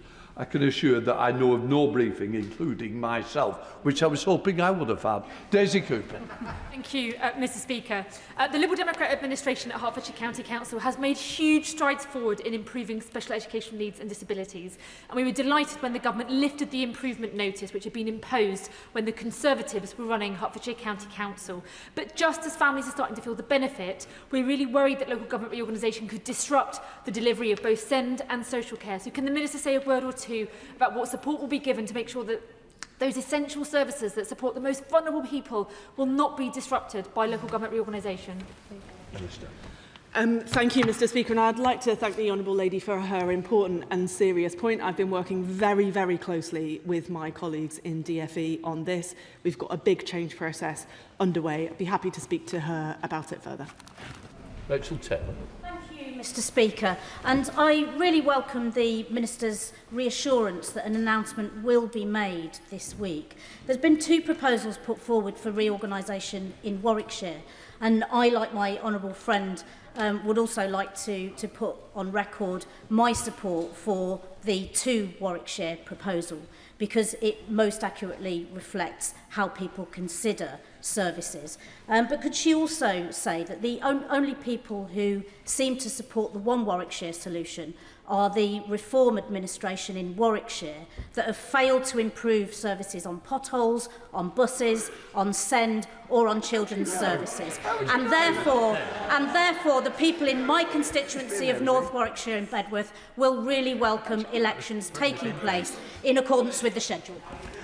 Thank you, Mr. Speaker, and I thank my friend for her contribution. She will understand that until we've made the announcement, there's little I can do to respond to the point that she has made. But I would just say, councils deliver very important public services. That's why we're introducing the local outcomes framework, so that we can see transparently what councils deliver and what they don't. Lewis Coffey. Thank you, Mr. Speaker. The Minister and I have had many exchanges on this topic, and I know she knows that I'm focusing on securing the best outcome for my constituency in Broxbourne. And we know that reorganisation in Hertfordshire is coming, but the uncertainty is not helping my residents or local councillors. So can she confirm whether Hertfordshire, an option on Hertfordshire, will be included in the Minister's announcement on Thursday? And can she also confirm whether MPs will be informed before any public announcement is made? Minister. Thank you, Mr. Speaker, and I thank the honourable gentleman for the many exchanges that we have had, and I know that he just wants the best for his constituents, as we all do. Perhaps it might help the House, Mr. Speaker, just to explain that the process that we go through is to provide members of Parliament in affected areas with a short briefing before the announcement is made. That's done for all members of Parliament. That's how the process has happened to date, and that will be my anticipation as and when I am able to make the statement, and then we'll be able to talk more openly once that decision is in the public domain. Thank you, Mr. Speaker. Does the Minister believe, as I do, that if this is done correctly, this has the opportunity not just to reshape local government so that it's fit for the 21st century, but also can help us secure much-needed economic growth? Minister. Thank you, Mr. Speaker, and I'd like to thank my friend for Banbury for that really, really important point. This is not just about constitutional niceties or the importance of councils, crucial though they are, to government in this country. This is also about having the right size of authority to grow our towns and cities and to give young people and everybody in this country the opportunities they deserve. Richard Tice. Thank you, Mr. Speaker. In a week's time, we will have a new unelected Prime Minister, the Member of Parliament for Makerfield. Can the Minister confirm whether this honourable member, whether he supports this local government reorganisation, or is he going to reorganise the reorganisation? Thank you, Mr. Speaker. Last time I checked, the MP for Makerfield had in fact been elected. Adam Jogi. Thank you very much, Mr. Speaker. The Minister will know the strength of feeling in Newcastle and Lyme in support of a Newcastle-only unitary. Can I ask her to confirm that members of this House have not been told about any proposed boundaries or confirmed plans? It beggars belief that apparently some members of the LJ have been notified of some confirmed proposals before this House. And what steps will the Minister take to ensure that local identity, civic heritage and a sense of community will be protected? And in my view, we should support local communities like mine to establish town councils to do just that. Minister. Thank you, Mr. Speaker, and I thank my friend for his question. I've set out the process by which this House will be updated on the decisions, but if the honourable member has evidence of anything else that he's concerned about, he may well write to me if he wants to share that information directly. Dame Harriet Bowen. Thank you very much, Mr. Speaker. In recent weeks in West Worcestershire, I've met with local police, and the Police and Crime Commissioner is being abolished and they're being reorganised. I've met with the local health commissioners, they're being reorganised, and Health Watch is being abolished. And then with district councillors, they're being abolished and their ability to make determinations on planning applications have been taken away. Can the Minister explain how any of this, throwing everything up in the air, is actually going to help my constituents, in particular the most vulnerable? Well said. Minister. Thank you, Mr. Speaker, and I thank the right honourable lady for her question. The approach we are taking is to put power in the hands of people and communities so that they can take decisions for themselves, because all the evidence is if people with skin in the game take the decisions, you get better decisions, you get growth and you get better public services. Murphy. Thank you, Mr. Speaker. I'd like to add to my honourable friend, the member for North Warwickshire and Bedworth's list of people who support a single unitary for Warwickshire, to include me as the MP for Rugby and also the political parties at Rugby Borough Council and at Warwickshire County Council. But as the Minister considers her statement on Wednesday, could she give a little bit more thought to two important stakeholder groups under the new local government reorganisation world, which is MPs, what role are we going to have when there's so much more power and responsibility devolved, and secondly, towns. We need to make sure that towns have as much representation as possible, and I know that she's considered these things, and I'd love to hear a little bit more about it. Minister. Thank you, Mr. Speaker. Perhaps I might suggest to my friend that once I've actually made the announcement, that we have a chat and I can talk to him about those things. Although I should say that as somebody who's had mayoral devolution for more than a decade now and represents a great town of Birkenhead, recently shortlisted for Town of Culture, Mr. Speaker, I have a lot of thoughts about this, which I'll happily share with him. Steve Darling. Thank you, Mr. Speaker. Torbay Council is the most deprived local authority in the southwest of England. And so I'd welcome the Minister's assurances that rearranging the deck chairs around this local reorganisation will not detract from regeneration, which is a core driver for that local authority. Also, the fact that the potentially new the new Prime Minister is set to move, number 10, a further 2 hours away from the west of England. So how will he be supporting the southwest? Minister. Thank you, Mr. Speaker. I'm not sure all of the honourable gentleman's questions there were quite central to the subject of this statement, but he makes a really important point, which is what is the objective here? And the objective here is to grow our economy so that we can deal with deprivation, particularly in seaside and coastal places, and to have better quality public services so that they can support people. That is the objective, and that is what I think we'll achieve. Rich Webb. Mr. Speaker, and I know I join yourself and other Lancastrian MPs waiting in apprehension for the announcement on Thursday. Blackpool have put their proposal for 4 unitary outline in Lancashire based on us achieving the best possible outcomes for people in Blackpool after losing £1.8 billion under the previous government. So we look forward. I know the Minister won't be able to comment particularly on the choices till Thursday, but can she also outline about Lancashire and the mayoral pathway, because we are moving so far behind Greater Manchester and Merseyside, and we can desperately spend that investment today. So can we ensure that the train on that track, so to say, keeps going? Thank you, Mr. Speaker. And as a fellow North West MP and fan of Blackpool, I would say to him that he's absolutely right. That's why we need to stick to the timetable. That's why we need to get on with this, so that we can invest in Lancashire, in Blackpool and everywhere else. Sir Julian. I'd like to think that if this Minister was Secretary of State, we wouldn't be in a situation where 23,000 people were signing an online petition protesting against the carve-up of the New Forest in this local government reorganisation. But can she tell me, is there any truth in the report in the Times on the 18th of June that said that the Secretary of State, in the case, I believe, of Essex County Council, had overruled professional advice from civil servants in 3 separate government departments to impose a gerrymandered solution on that county council as well? Absolutely, Minister. Thank you, Mr. Speaker, and I thank the right honourable gentleman for his question. I'm sorry to say that I have not seen that report in the Times, but I would be very happy to write to him with a response to his question. Luke Murphy. Thank you, Mr. Speaker, and apologies for not paying full attention earlier. I thank the Minister for her response to the urgent question. Can she confirm that ministers will be considering representations from councillors and MPs around the interim warding arrangements? There is some concern in Basingstoke and across North Hampshire that urban areas could be disadvantaged by a fewer number of councillors proposed. So will she be considering those representations? Minister. Thank you, Mr. Speaker. Yes, we'll consider representations from all of the stakeholders to this process. Des Brownfellow.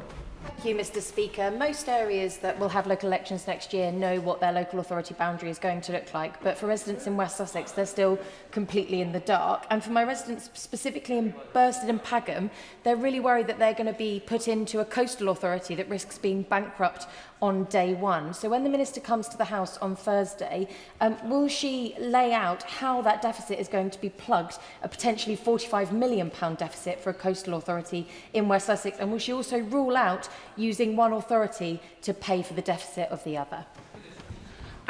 Thank you, Mr. Speaker, and I take the honourable lady's question as a kind of pre-alert to what she would like to know on Thursday, which is helpful, and I thank her for it.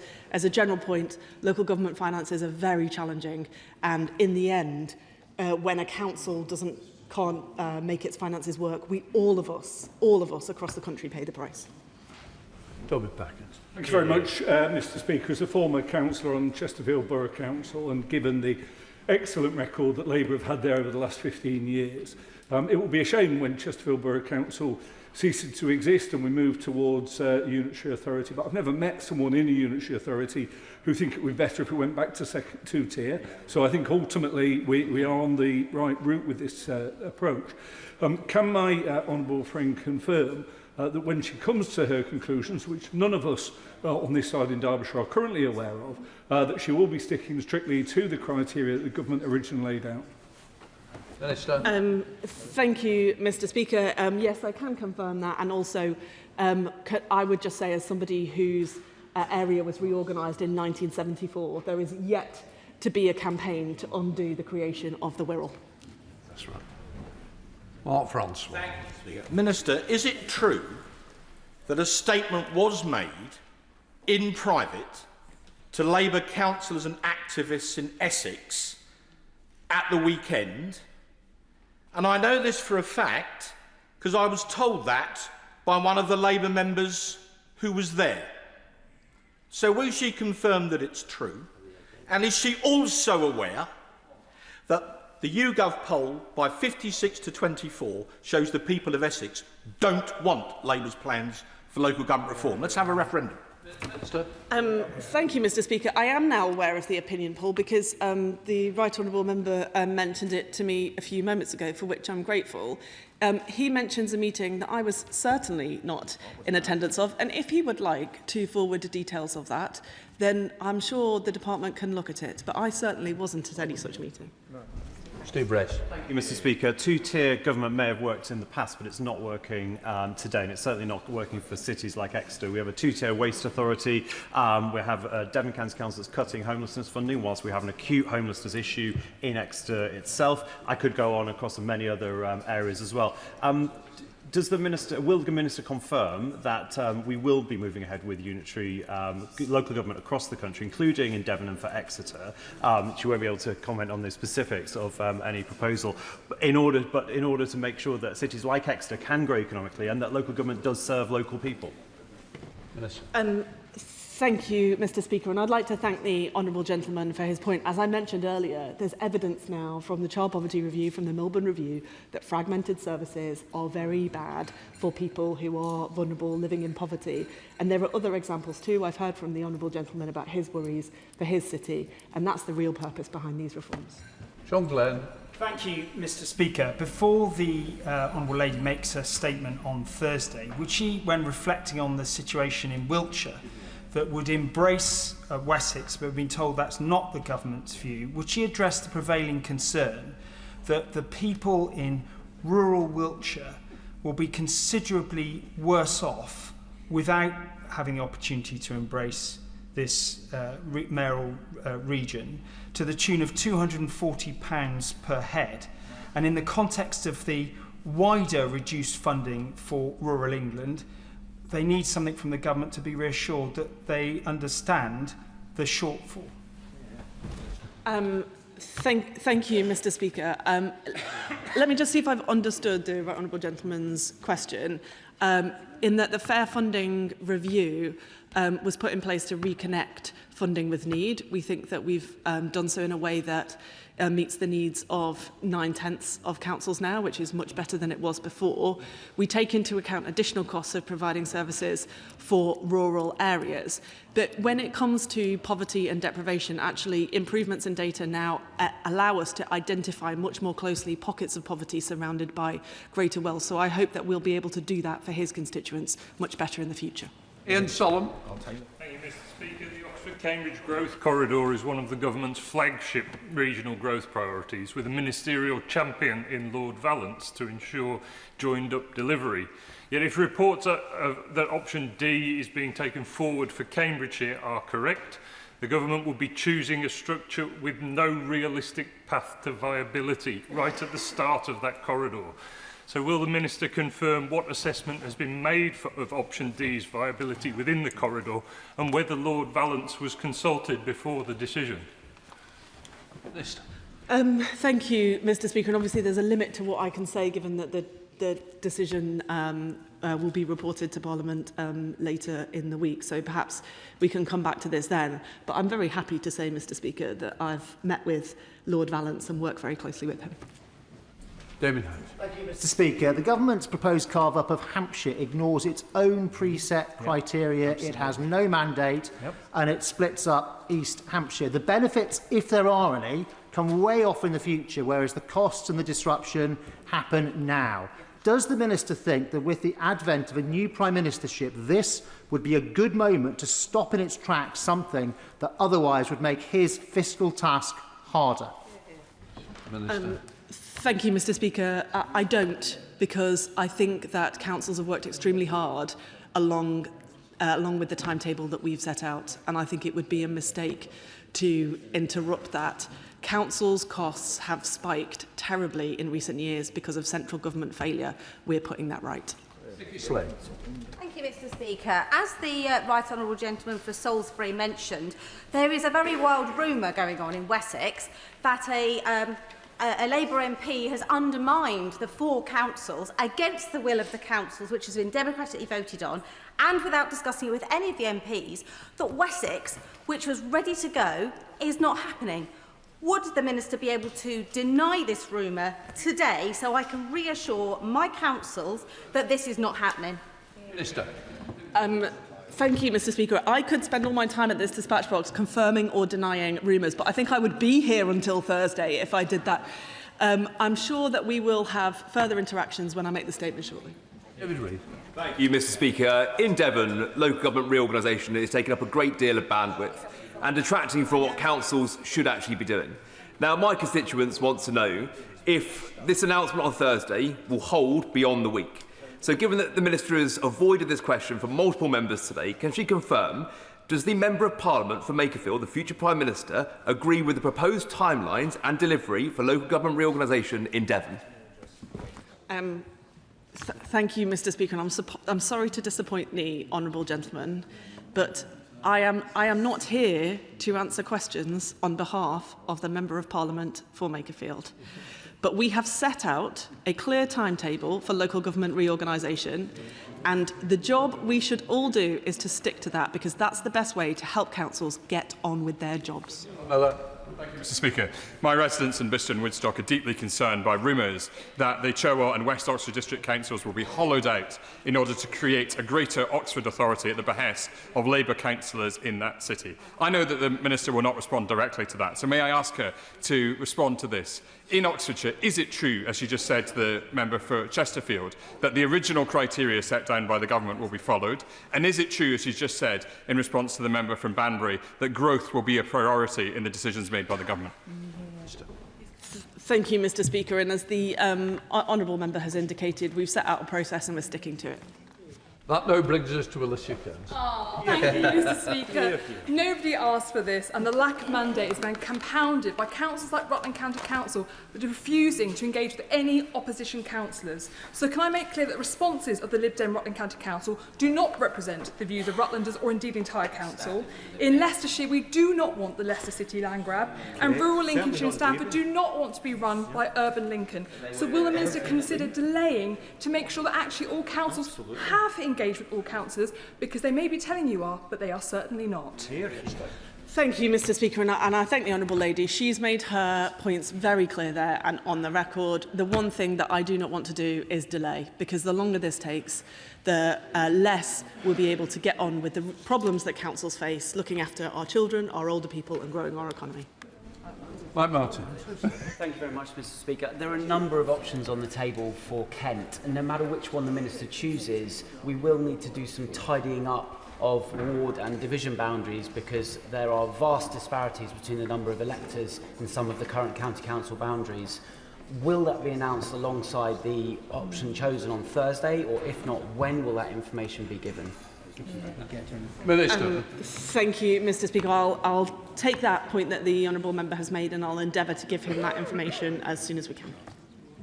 Right, that completes the urgent question. Front benches change over.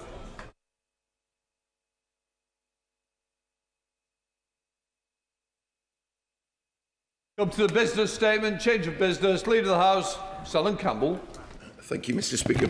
Mr. Speaker, with permission, I will make a short statement to provide an update on this week's business. The business for tomorrow, Tuesday the 14th of July, will now be remaining stages of the Public Office Accountability Bill, followed by consideration of Lord's amendments to the Steel Industry Nationalisation Bill. Members who are considering tabling amendments to the Public Office Accountability Bill should consult the Public Bill Office as soon as possible. The Government will ensure that the text of its new amendments is made available to members in the Vote Office straight away.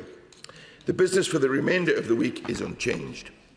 On Wednesday, the 15th of July, Opposition Day, debate on a motion in the name of the official opposition, subject to be announced, followed by a motion to approve a statutory instrument relating to national security.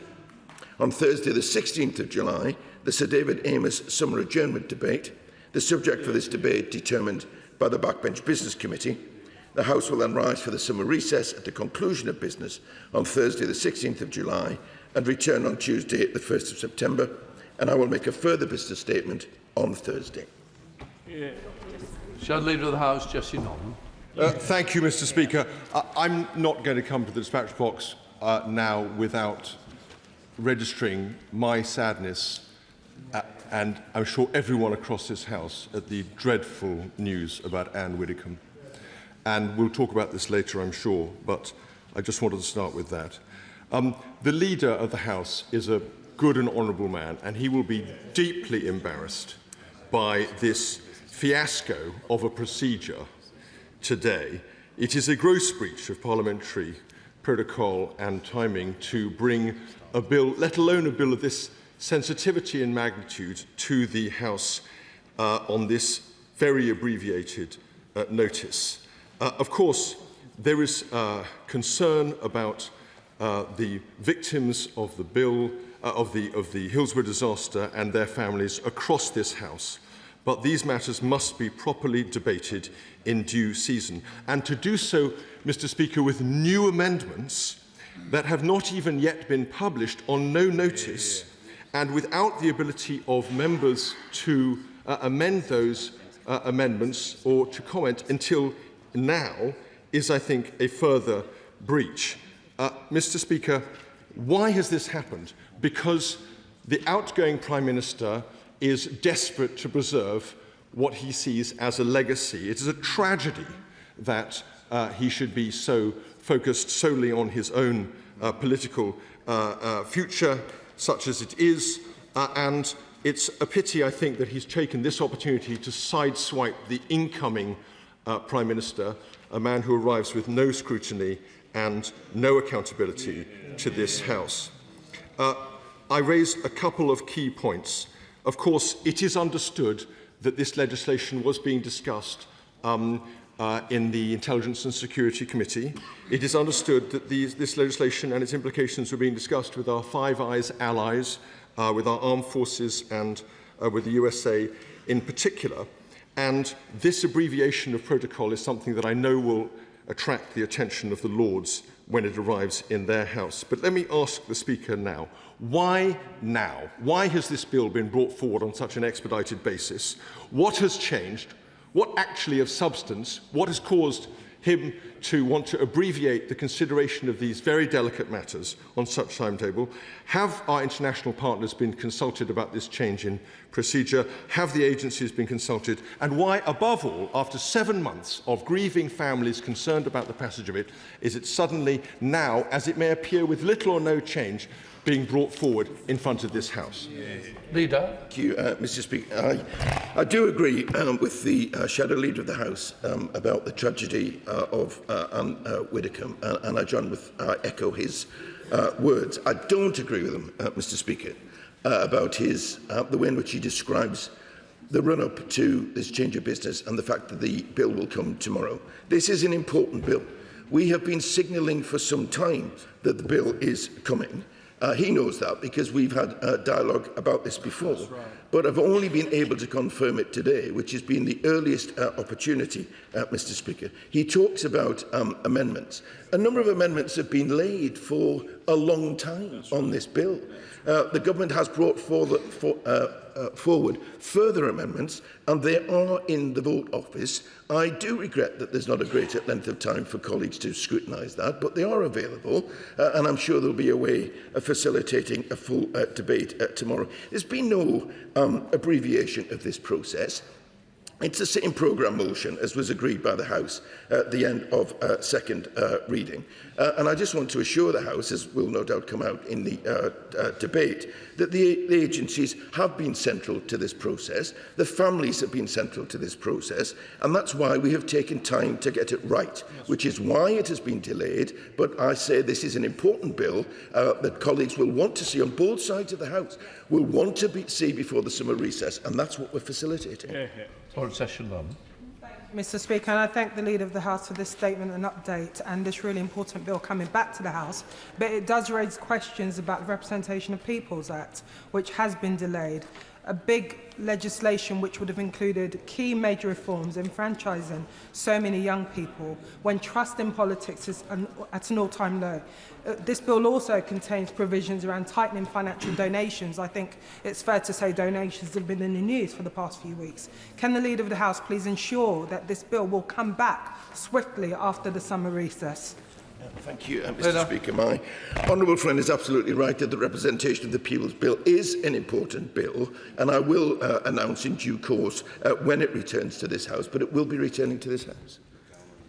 Justin Mathers. Thank you, Mr. Speaker. Can I thank the Leader of the House for taking this action? I appreciate it's not ideal circumstances, but of course there's been much about the passage of this bill that has been less than ideal. But can I just ask the Leader if he can join me in I hope that tomorrow's debate will be about the substance of the bill and the important amendments rather than the process.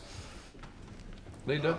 I share the hope of my honourable friend. This is an important bill. It is an important matter. Of course, it's about the victims of Hillsborough and about the families and their campaign, which they've needed to wage for far too long. But it is also of profound importance to public service and how we do business in our country, which is why the bill is of such importance. Harriet Bowler. Thank you, Mr. Speaker. Could the Leader of the House confirm that since the other place is sitting next week, there is nothing to stop this House and he tabling a business statement to enable us to sit next week as well? Given the enormity of the events happening in the government next week, doesn't the Leader of the House think that would be a good idea? Thank you, Mr. Speaker. I also say it would take the House to agree such a move, and I'm not sure the House is quite ready with the colleagues' faces. But thank you, Mr. Speaker. I just announced the recess dates. There are no plans to change the dates in which the House is sitting. As you have alluded to, Mr. Speaker, recess dates are agreed by the House in in advance to make certainty of parliamentary business for colleagues, and just to reassure the House that the work of government will continue through the recess. Right, let's move on. Before we come to this statement, I must advise the House that the case relating to Anne Widdecombe's death is not yet sub judice, as charges have not been brought. However, there is a live criminal investigation ongoing, and members should take care not to say anything in this House that might prejudice the future trial. I therefore urge members to avoid speculating about the guilt or innocence of any person, the identity of the person who has been arrested, or the motive for the attack. Members may wish to discuss the general arrangements for security, safety of politicians and other connected matters, well, they should avoid discussing the detail of individual members' security arrangements. I now call on the Home Secretary. With permission, Mr. Speaker, I wish to make a statement about the death of Anne Widdecombe. It is with great sadness that I say those words. My thoughts today are with her family, her friends, and all those who loved her. Anne Widdecombe dedicated her life to politics and public service. For nearly 40 years, she was a fixture of our political life. She brought conviction to our politics, grounded in her profound Catholic faith. She was forthright in her opinions and argued courageously for the things she believed in. But perhaps most of all, she brought an inimitable style to politics. She was forthright and fearless. As Lord Howard of Lymm can attest, she had a memorable turn of phrase, and she was joyful. She thought seriously about ideas, but she did not take herself too seriously, and that allowed her to reach beyond this place and charm the country at large. She was one of those rare politicians who was bigger than politics. There have been so many moving tributes in the last few days, reflecting her impact both within this place and beyond politics. But I think her outlook on life is best summed up by Anne herself. Sitting on Graham Norton's sofa, she said, and I quote, "We get one go this side of eternity, one go. Life is not a dress rehearsal. You take opportunities that you like and you go for it." Anne took her opportunities. She was the proud MP for Maidstone for 23 years, a champion of her constituents. She served the country in government as Minister for Employment and then Prisons, and she took politics out of these ancient walls and became a bona fide TV star. Her contribution to our politics and our national life will never be forgotten. Mr. Speaker, on Wednesday, Anne Widdecombe was murdered in her home. The circumstances of her death are extremely distressing. Counter-terrorism policing have now taken the lead in the investigation. As Lawrence Taylor, the head of National Counter-Terrorism Policing, has said, and I quote, "We now have new information and evidence that means counter-terrorism policing is leading the investigation. We are pursuing multiple lines of inquiry to establish the motivation for this attack." The police now have a suspect in custody, a 28-year-old white British man, and I can confirm to the House that this man was not known to prevent. The police have cautioned against speculating about the case. That is the right thing to do for Anne's family and friends. It is also vital that the police are given the space they need to carry out their work. For now, what matters most is supporting the investigation so that we can see justice delivered for Anne and all who loved her. And I would urge anyone with any information at all to come forward immediately. Mr. Speaker, I know this raises questions about the security of those in public life.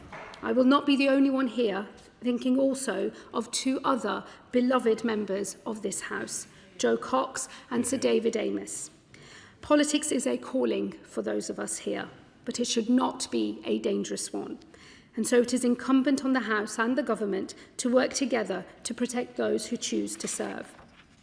The Home Office and the police work closely with the Parliamentary Security Department to provide practical advice and support directly to MPs. But we must always be vigilant to changing threats and respond. Security measures are kept under constant review to ensure MPs can carry out their duties safely. And I know that the police intend to issue guidance to MPs soon, and they will be contacting parliamentarians in their constituencies to offer support. I also recently commissioned the former Lord Chancellor, Sir Robert Buckland, to review the lessons from Sir David Amos's murder, including into required improvements to security for MPs working in their constituencies. I recognise the particular concern that the Reform Party will feel today, and of course Nigel Farage, the party's leader. I'm happy to offer a meeting for Mr Farage with the chair of RAVIC, the independent body within the Home Office that manages the security of those in public life.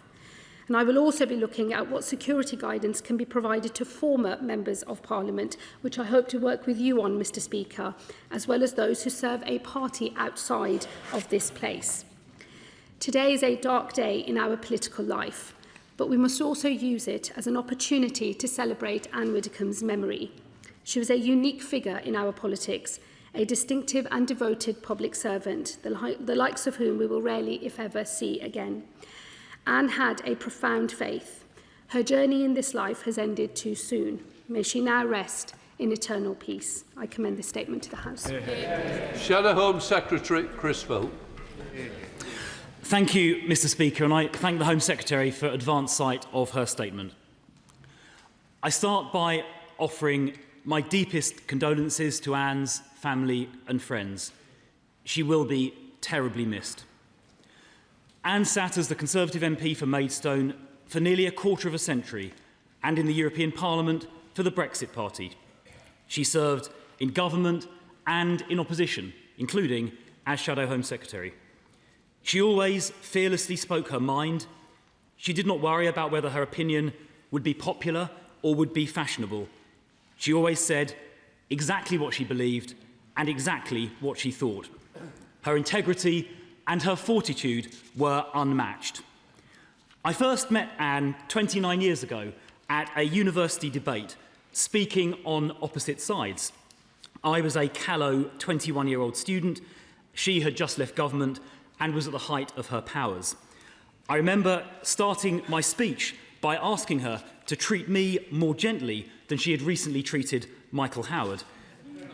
Needless to say, I was put very firmly in my place. Anne was also a much-loved celebrity with memorable appearances on Strictly Come Dancing and Celebrity Big Brother, including being whirled around by, I think it was Anton Dubek. So we will all remember Anne fondly as a public figure who was always formidable, she was always charming, and she was always entertaining. Now, Mr Speaker, as we discuss this appalling murder, we should heed the words of Devon and Cornwall Assistant Chief Constable Matt Longman, who said at the weekend this: "We are aware of online and public speculation, particularly with regard to motive. I urge people not to share or engage with speculation.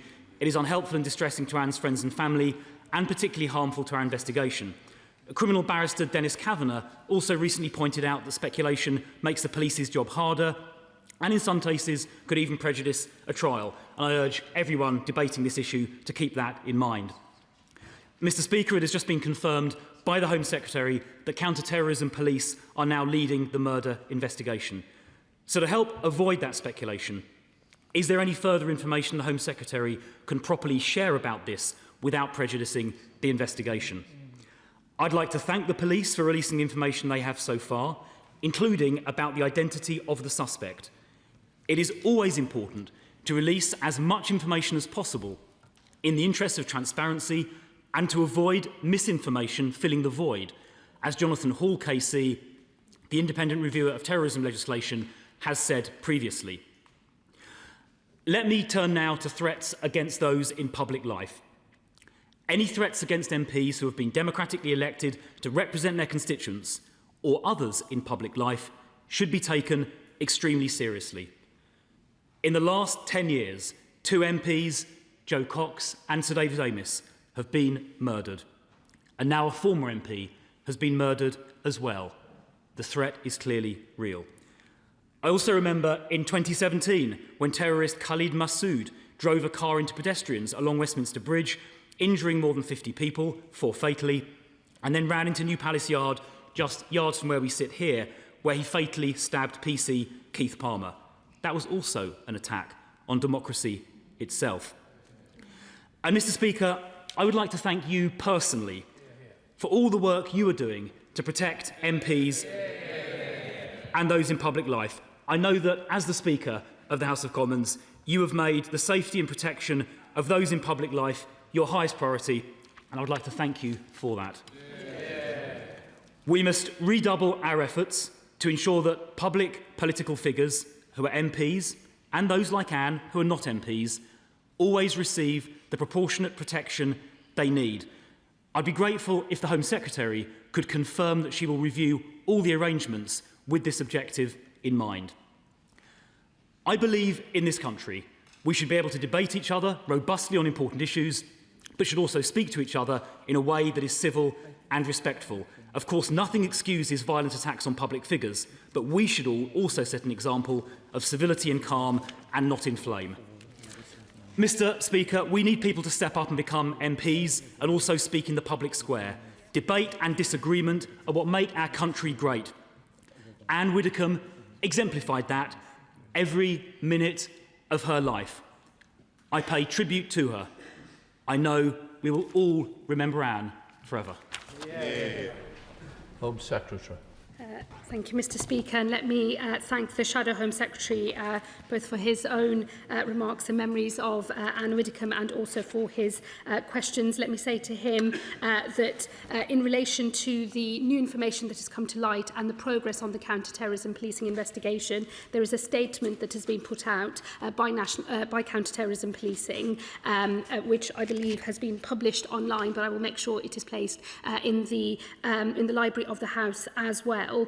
The main things to draw out for that are the fact, as I said in my statement, that new information and evidence means that they are now leading the investigation and that they are pursuing multiple lines of inquiry in order to establish the motivation of this attack. As soon as more information is available that is capable of being shared without compromising any future trial process, that will be done. So we take seriously, and I know counter-terrorism policing take very seriously the learnings from the summer of 2024 and definitely to heed the call of Jonathan Hall, Casey and others on timely release of information without compromising the ability to bring someone ultimately to justice, which is of course the main aim when such a horror of an attack happens. Let me also, Mr. Speaker, say I would like to echo the remarks made by the Shadow Home Secretary to you and to thank you personally for all of your efforts in maintaining the safety and security of parliamentarians. I know it's something that you personally worry about and take a deep interest in.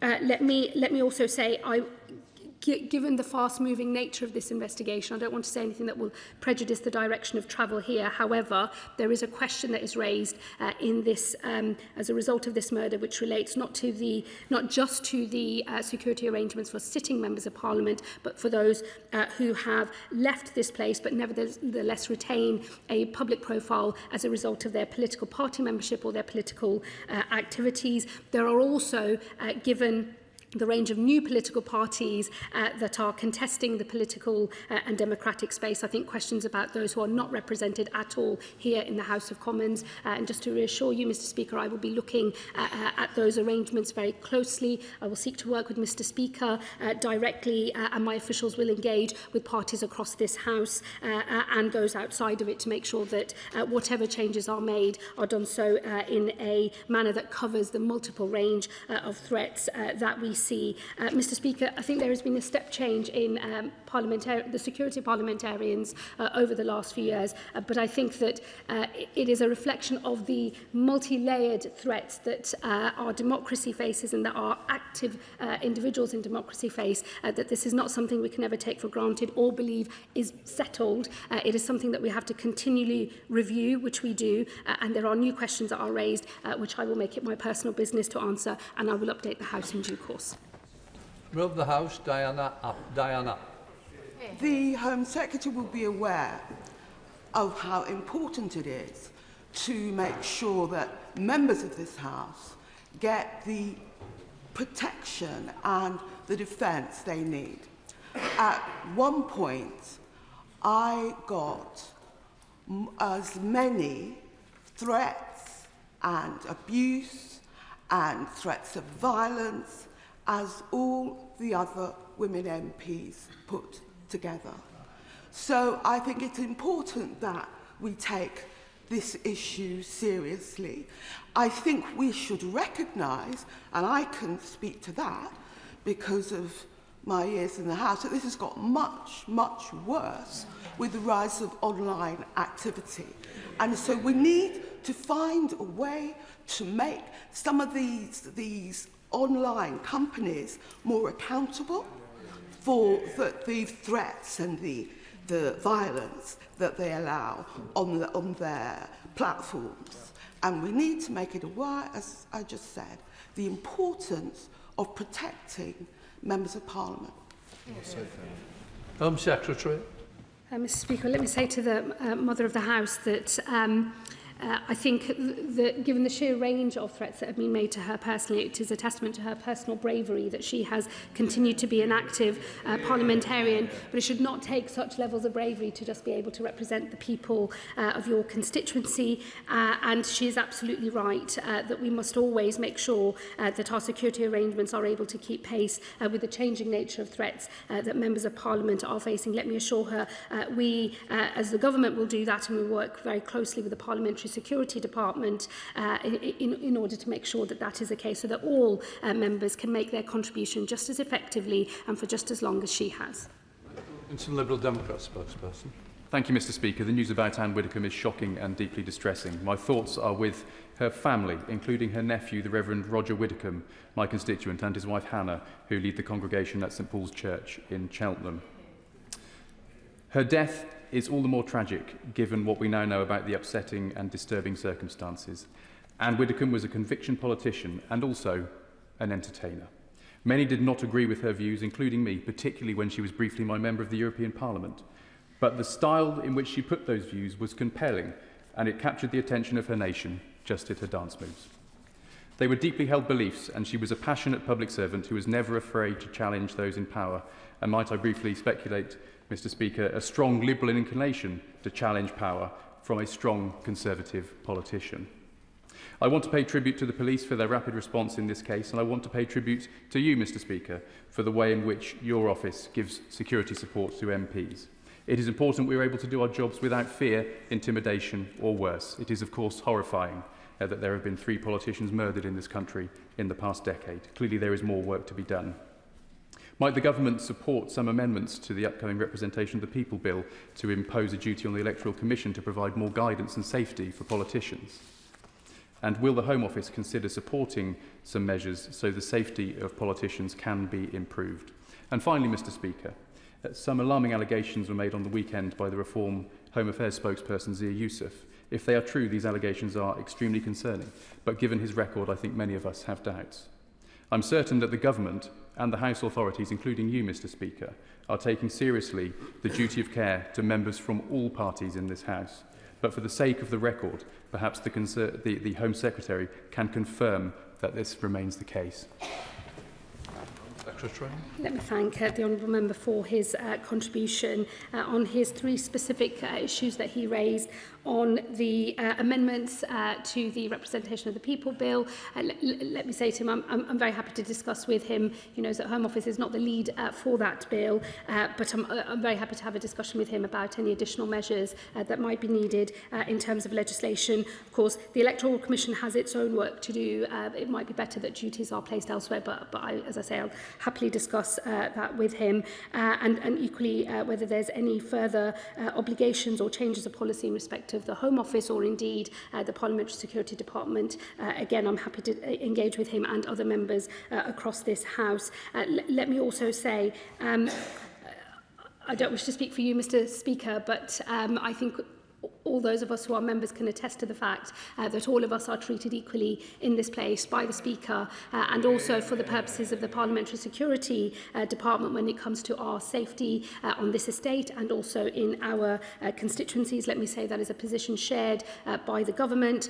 There is equal treatment for all in terms of the work that we do on security of members of Parliament.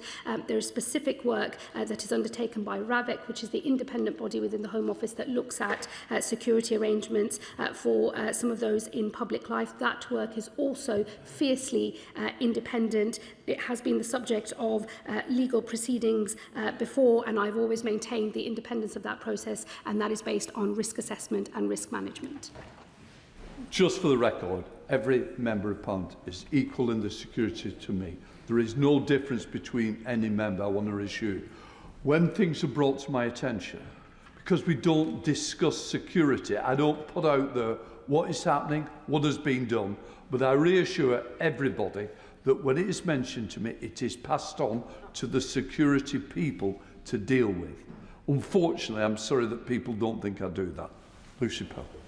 Thank you, Mr. Speaker. Can I join the Home Secretary in paying my respects and condolences to the family of Anne Widdecombe? We might not have agreed politically, but I always greatly admired and respected her outspokenness, her fearlessness, and her ability to not take herself too seriously. I think she was one of a kind, Mr. Speaker, and of the like, frankly, we don't make any more.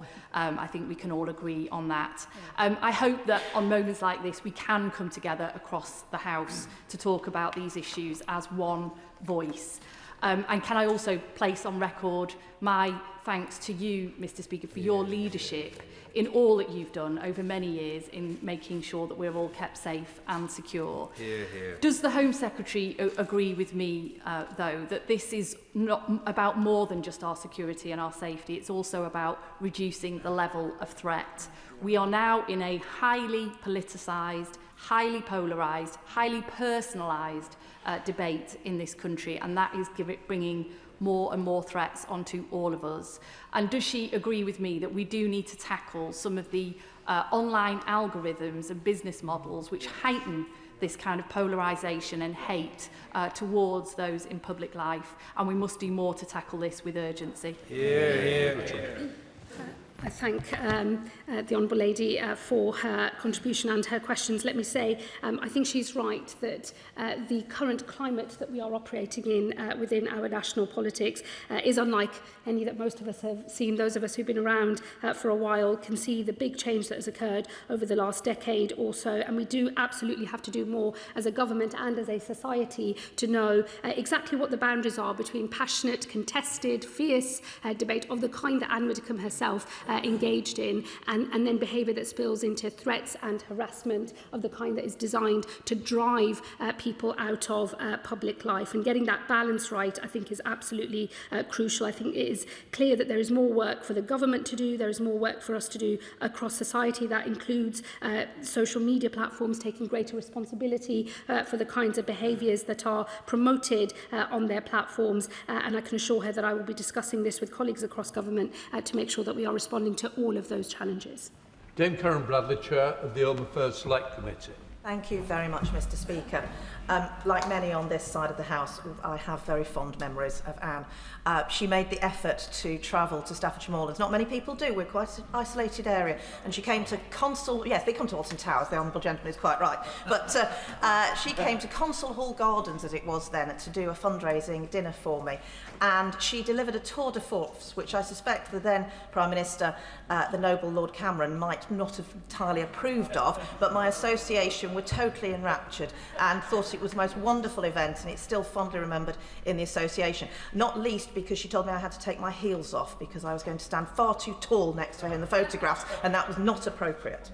Can I also thank Staffordshire Police for contacting me this weekend and making a visit to my home to review my security arrangements at home. I know police forces across the country will be doing that, and I'm very grateful to them for taking that time.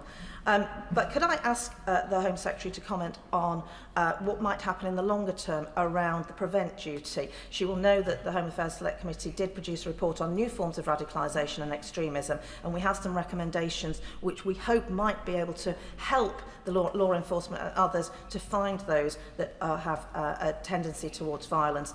Could I ask her if she will consider that in the longer term?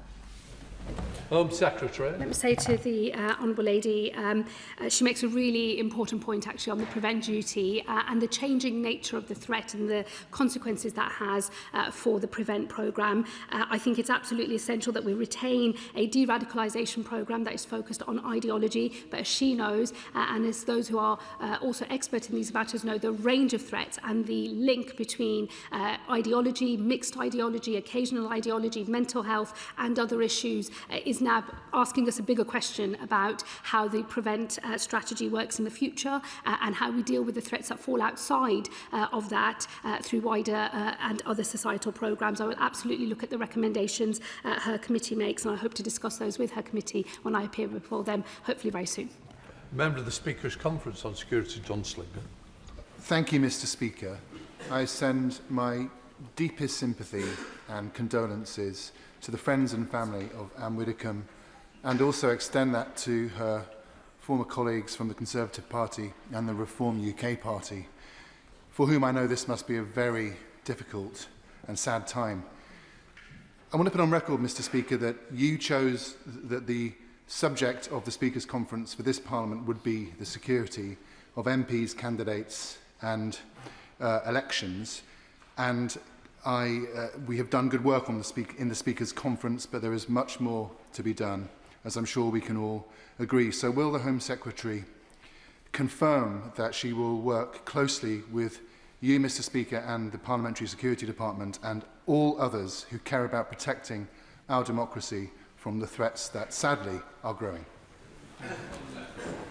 Absolutely give that assurance to my honourable friend. I will pick up a discussion with Mr. Speaker and others on how we think about security for those who are no longer members of this place and also the specific new circumstances that are raised by Anne Widdecombe's murder. And I'm happy to work across party and across all of this House and indeed with the Speaker's Conference as well. Thank you, Mr. Speaker. We're all reeling with shock, sadness and anguish at the loss of our Anne, and also the manner in which she has been taken from us. She was a colossus in public life, in political life, a legend adored and loved by millions and millions of people, including my own late mother, for whom she spoke so very warmly of Anne. She was a remarkable lady. She had an incredible work ethic. She would think nothing of going the length and breadth of the country to speak at rallies. She was an incredible orator who always spoke without notes. Absolutely remarkable. And her philosophy to life, the Home Secretary touched on it, she viewed life as it's not a dress rehearsal.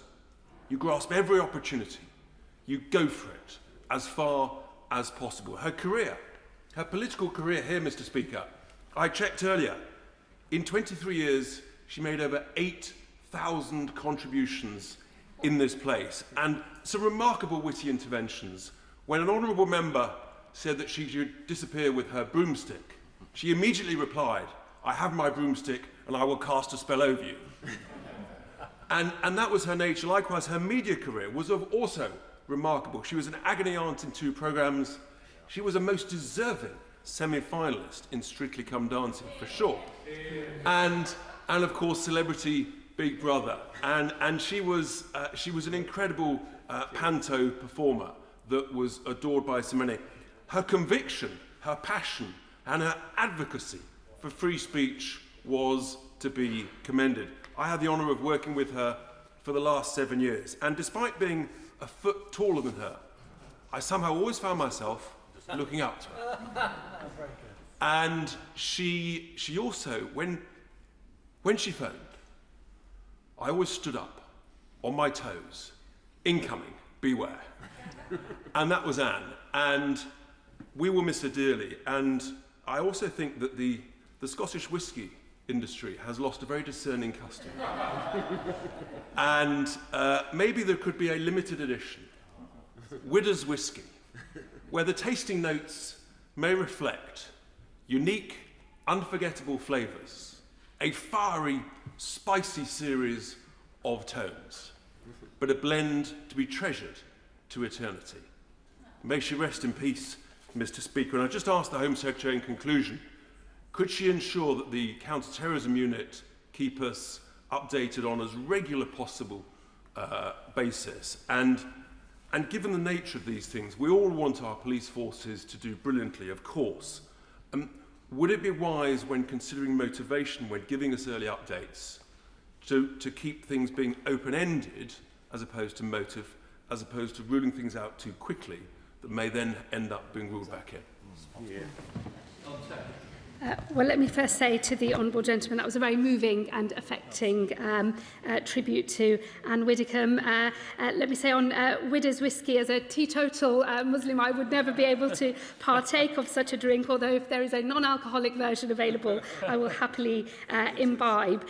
Let me say to him, we will of course make sure that as and when it is possible to share more information about the circumstances of the murder and the motivation that is done so in the appropriate way, and also to reassure him at no point has anything been taken off the table in terms of the investigation. It's a live investigation. It is not unusual in these matters that in a fast-paced investigation, more information comes to light that changes the nature or the character of what we think we are dealing with. And I am reassured that Devon and Cornwall Police have been working really closely with counter-terrorism policing, and as soon as this additional information was made available, counter-terrorism policing have taken over as is appropriate and as is the right thing to do.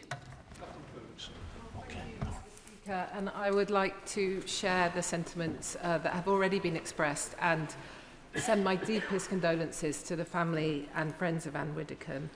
And of course, security is a huge issue to all of us in this chamber, and I'm sure I was not the only one this weekend who went about my business in the constituency looking over my shoulder more than I normally would. And it's terrible that this is the third Member of Parliament, an ex-Member of Parliament, to have been murdered. But it shouldn't be like this. And whilst I thank the Speaker for everything he's doing, and I have already heard from my Operation Bridger contact this morning about my security and is everything okay, which I'm really delighted to have heard from, it does seem that security fob and security in our houses is not really enough. And so I'd just like to ask the Home Secretary what more she can do to work with the Parliamentary Security Department and with the Speaker to make sure that our security is not undermined. I thank my honourable friend. Let me say to her, we wouldn't, of course, have a comment on the specific nature of the arrangements that are made for members of Parliament for their security, either here on the estate or in their homes or constituencies either. However, let me assure her that there are a number of measures that are taken and that for local policing, as well as working with the Parliamentary Security Department, there is an offer for all members of Parliament, and then there are also specific risk assessments as well when there is something for an individual, something of concern relating to a particular individual. So let me just reassure her that I think those arrangements are comprehensive. However, we should ask ourselves always whether they are enough and whether they are responding to the changing nature of threats or the spike in threat activity that we sometimes see as well. And let me assure her I will, of course, be working closely with the Parliamentary Security Department and policing more broadly to make sure these arrangements are as tight and as robust and as comprehensive as they need to be. Sir Julian Lewis. Thank you, Madam Deputy Speaker, and may I apologise to you and to the House that the fact that I have to chair a meeting in a few minutes' time prevents me staying as I would wish to do till the end of the statement. When I went up as an undergraduate to Oxford in late 1970 and joined the University Conservative Association, there were two outstanding figures a year ahead of me in that august body. One was Anne Widdecombe and the other was Nicholas Turner. And a few years later, in February 1980, Anne Widdecombe and I shared a taxi to the funeral of Nicholas Turner, who had heroically sacrificed his life in an attempt to rescue his young daughter Alice, it was a double funeral, who had been swept into the sea by a freak wave. Anne was always there when her friends needed support. And on a lighter note, she was always there ready to bring her friends back down to earth. So when she was elected, I think in 1987 for the first time, and I happened to be moving flats, I gifted her a relatively new washing machine that was now surplus to my requirements. And for several years after she became an MP, she used to invite me once a year, almost like clockwork, to have lunch with her in this place. And I naturally assumed that it was that she wished to imbibe the wisdom of my political advice. It was only by accident that she once revealed, when I suggested that to her and how flattered I was, she said, "Oh, no, Julian." She said, "This is rent for the washing machine." Now, Madam Deputy Speaker, Mr. Speaker will certainly remember that in 2008 to 2009, this House spent a lot of time taking steps to ensure that MPs' home addresses did not in future have to be revealed either in answer to freedom of information requests or on ballot papers and notices of nomination.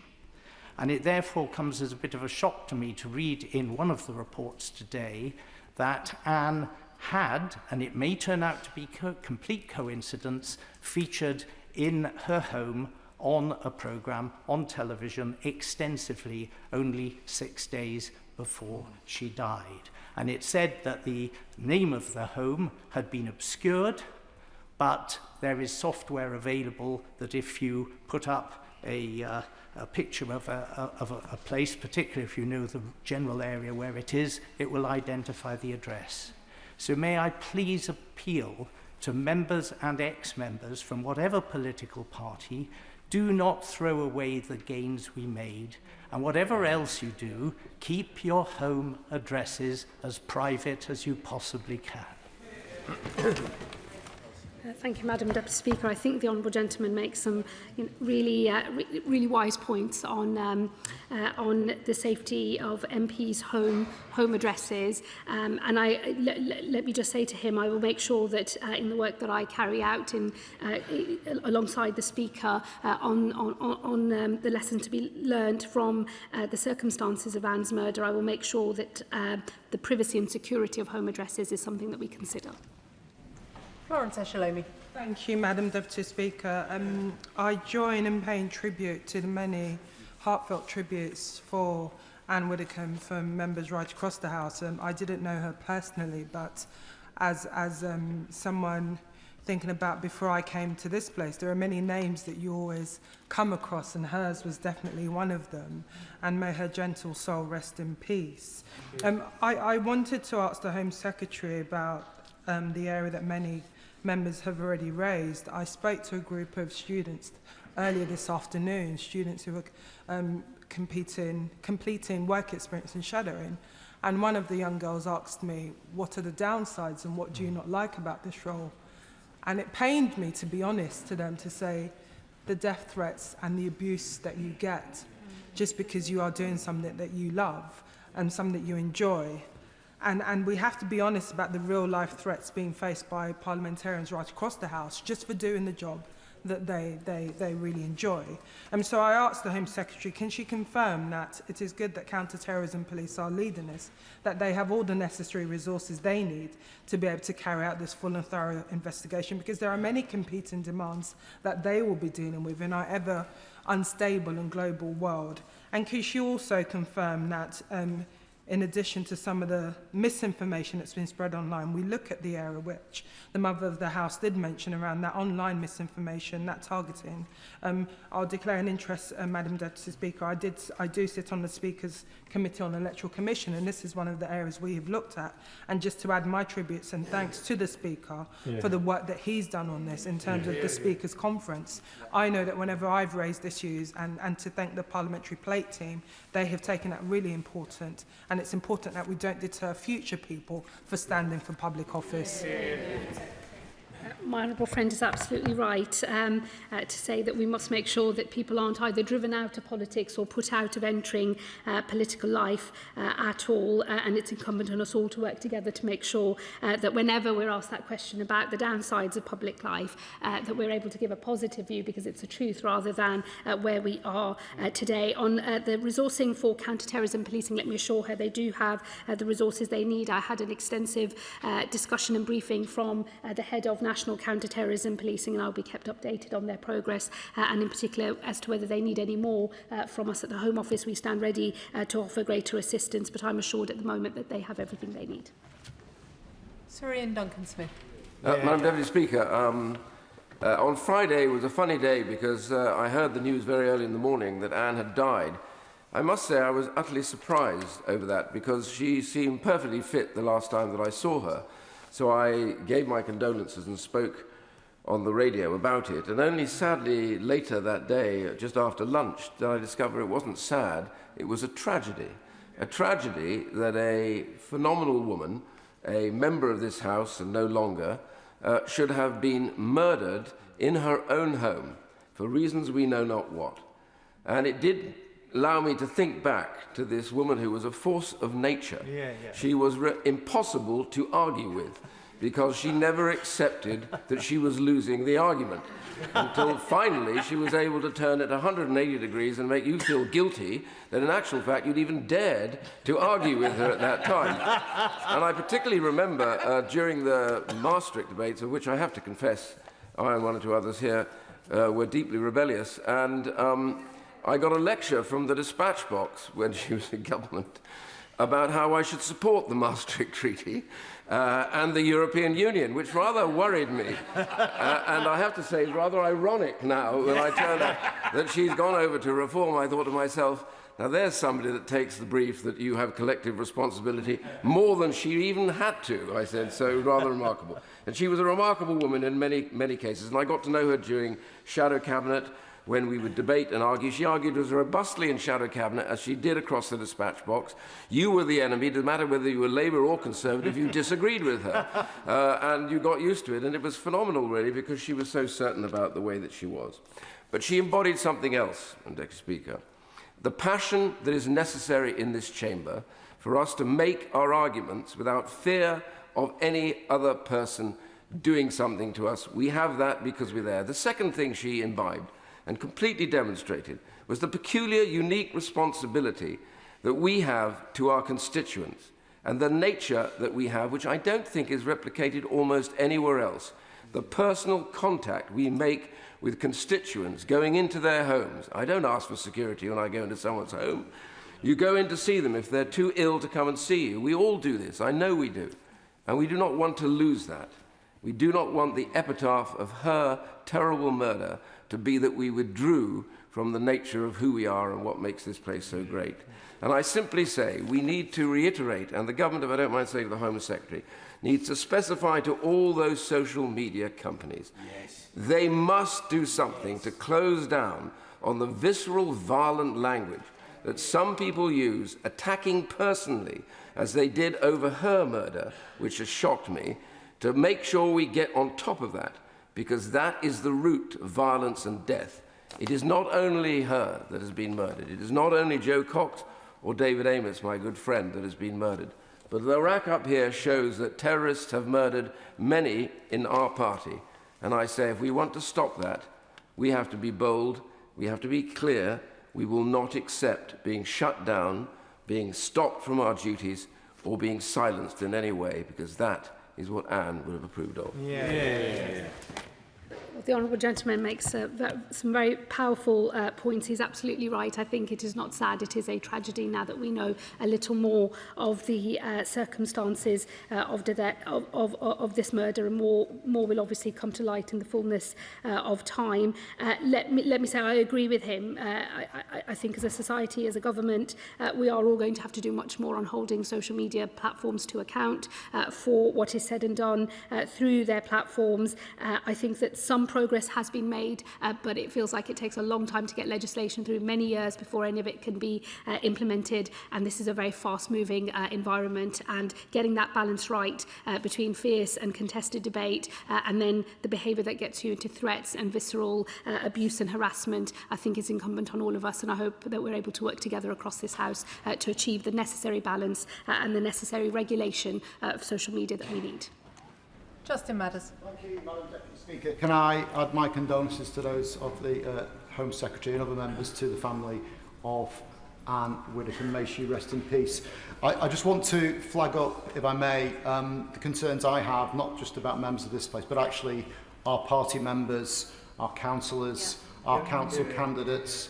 Every week in my constituency, volunteers go knocking on doors, and I have to say most of the responses we get are absolutely fine, but there is an increasing trend for violence and aggression on the doorstep, and these are people who are giving up their own time to engage in the political process, and they should not be met with violence and intimidation. So we absolutely need to do far more than we are to tackle the causes of this division and aggression. I absolutely agree with what members have said about social media companies and the algorithms peddling hate, but we also need to look at what we can do.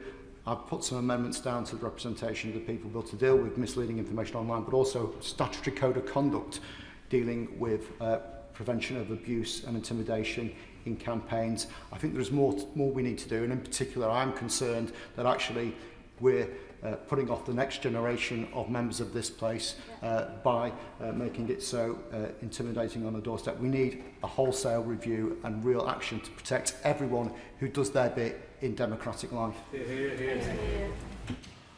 Well, my honourable friend makes some really important points. Just as joke candidates are a feature of British democracy, so is knocking on doors at election time and talking to people up and down the country. And I think all of us have a responsibility and a duty to make sure that the unique features of British democracy are protected at all times. And that has also been the work of the Defending Democracy Task Force, which my honourable friend, the Security Minister, who's now the Defence Secretary, has led on, and which the new Security Minister has taken over. Let me assure him we'll do everything we can to protect the norms by which our democracy is felt across our country, and how we all take part in it is protected. Let me say to him, this has come up from other members as well, on potential amendments to the representation of the people bill. I will undertake, that is not a Home Office lead as a bill, but I will undertake to members of the House today that I will discuss this with colleagues in government and make sure that we respond on specific amendments, or at least on a body of work, to make sure that any additional amendments made to that bill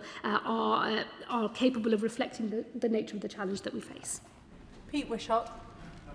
The news about Anne Widdecombe was truly shocking, compounded by the fact and the way that she had met her death. And the thoughts of my party, the Scottish National Party, are with her friends and family today. As has been said, Anne was a larger-than-life political figure, liked by people right across this House for her wicked sense of humour and her straight-talking. I remember when I inadvertently strayed into a private Conservative event to be met by Anne, sending me packing. And I could say something, Madam Deputy Speaker, for somebody of her stature, she was a very effective bouncer. Now, there is great interest in this tragic death, beyond those with an obvious interest in politics. And there will be this temptation to speculate about her death, including with those with more malevolent intent on social media. So can the Home Secretary do everything she can to ensure that the information that's passed on about this particular case is correct and right, and do everything possible to counter those bad bits of misinformation? It's incredibly important that nobody indulges in any speculation of any kind, and for those that do, that we all collectively call them out as well, that people exercise caution before they comment on this case. For those who wish to see justice done, that is the right way to behave, and that is what we should all want, the proper functioning of our criminal justice system, which does require careful handling of information. We will obviously, wherever possible, step in to correct misinformation, as the police have done as well, but occasionally in these sorts of cases the police are constrained as to what they can put out in the public domain because they wish to protect proceedings that may follow in the future. And so for all of us, I think we have to be vigilant and we have to be careful and we have to send out the right message from this House as to what our expectations are. Helen Dollymore. Madam Deputy Speaker, can I join members across the House in giving my deepest condolences to the friends and family of Anne Widdecombe. I never had the privilege of meeting her, but I certainly remember growing up, seeing her on the TV and thinking what an outspoken, strong woman she was that wouldn't take no for an answer. So I want to pay tribute to her as well. I don't want to speculate on the case or what happened, but I do wish to place on record my concern about the fact that we are seeing very frequently the media either photograph or broadcast identifiable details of members or former members' homes. That is happening repeatedly to members across this House, members of the Cabinet, members of the Shadow Cabinet, and to former members. And we've heard today about the risks that could come with that. I know that the former member for Surrey Heath mentioned in a podcast fairly recently that the man who killed Sir David Amess visited his home from details he had identified from the media, and that's how serious this is. So given the risks that we know exist about this, I know this is something the Speaker's Commission has looked at as well, and the new tools that are existing out there, like reverse image searching, which makes it easier to look at a media image to then find out where that house is on Google Maps. Could the Home Secretary urgently look at this issue, together with her colleagues in DCMS and also the media regulators, Ofcom and the Independent Press Standards Authority? Yes, let me thank my honourable friend for that question, and to assure her that this is one of the issues that I will pick up, as I said, in answer to a question from one of the members opposite a little earlier in the statement, and I shall discuss with colleagues on a cross-party basis and with Mr Speaker and the House authorities on what more we can do when it comes to the specific details relating to the homes of members and former members of Parliament. Jenkins. Speaker, can I thank the Home Secretary for her statement and her tribute to Anne, which was extremely moving, if I may say so. Can I also just point out the unfortunate statistical fact that as a Member of Parliament you are more likely to meet a violent death than a member of Her Majesty's Armed Forces or a member of the British Police Forces. And can I just ask you, Madam Deputy Speaker, to assure Mr Speaker that none of us doubt his personal commitment to our security, but this remains a very relevant problem because none of us want our homes to be turned into fortresses, but maybe more people need to be encouraged to put, for example, security gates on the front of their houses and to have security cameras watching and recording what is going on, rather than just relying on the ring bell that happens to be on your front door. Can I just also pay tribute, my own tribute to Anne, that much has been already said, and I shared 18 years of her parliamentary life alongside my right honourable friend, the right honourable member for Chingford Wood and Green, the disagreements about Maastricht, the disagreements about women candidates. My goodness, she loathed me trying to promote women candidates in the Conservative Party. And I maintain she was wrong about that. But she was right about many things. Her maiden speech was actually about the Trident nuclear deterrent at a time when the Labour Party was a bit wobbly on that subject, and the Liberal Democrats. But what a testament to, what an emblem of her patriotism and fervour for strength and clarity of purpose. And I would also just point out, I served in Shadow Cabinet with her when the government were introducing the Human Rights Act and our close adherence to the European Convention on Human Rights.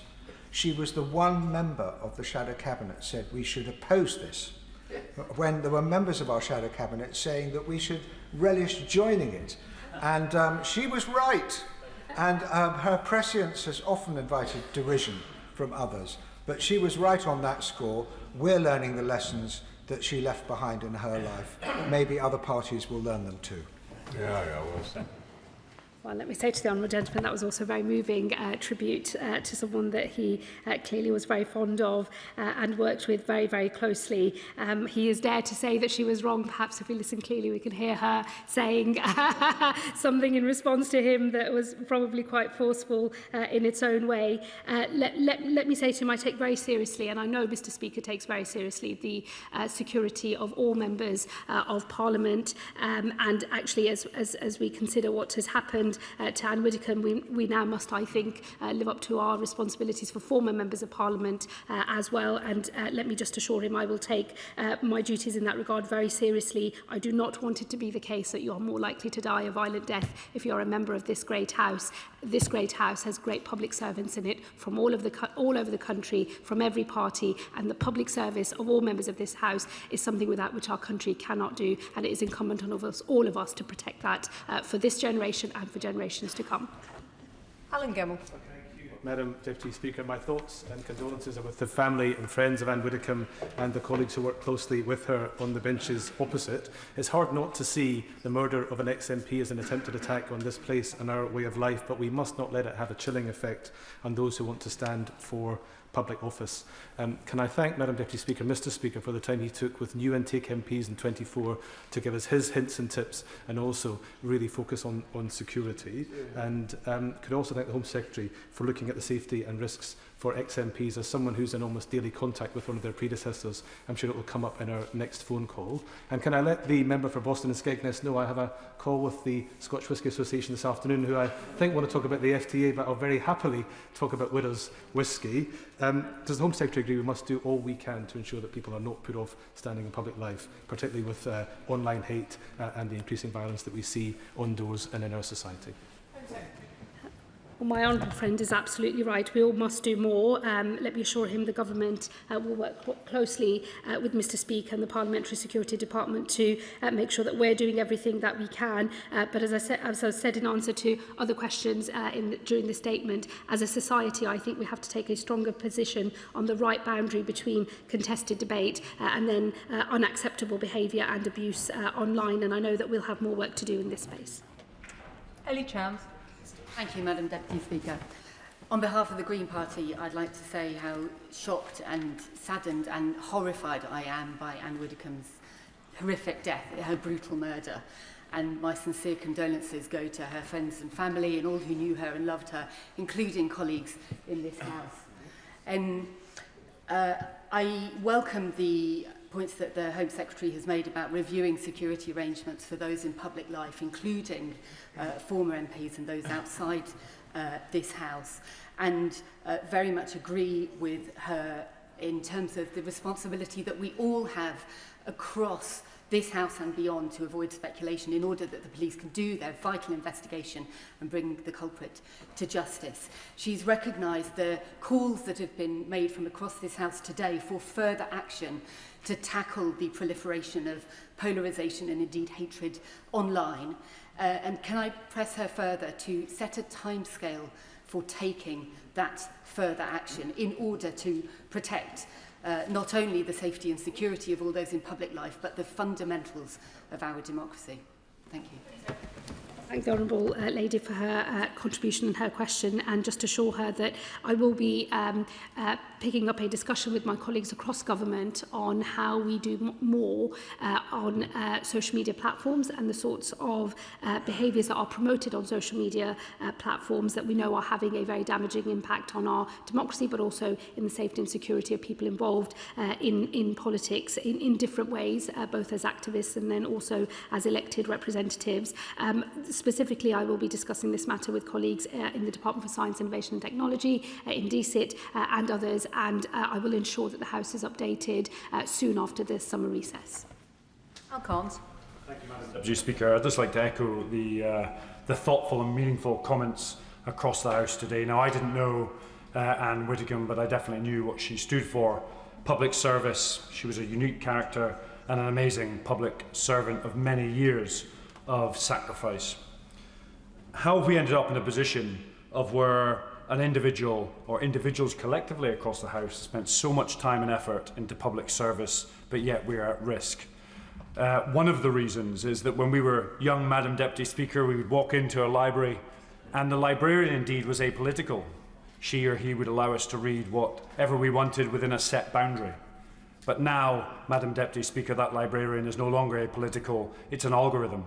And that algorithm is bought for by anyone from American tech bros to Russia and China and others. It's not a 4 or 5 different threats, they are one consistent threat, and one that is swaying the minds of large chunks of populations across the globe. So I was wondering if the Home Secretary could give me some detail on how we're clamping down on some of that adversarial and nefarious activity and making online activity much safer.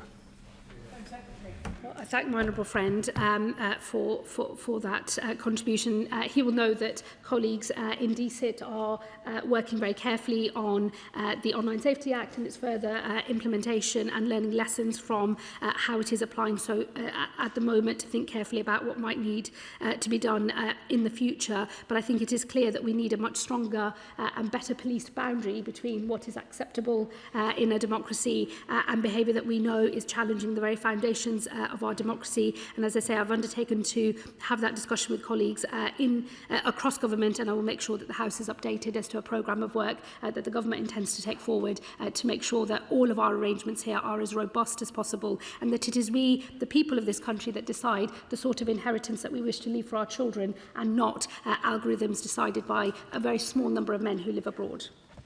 Mark Francois. Thank you, Madam Deputy Speaker. Can I thank both frontbenchers for their very touching tributes to Anne?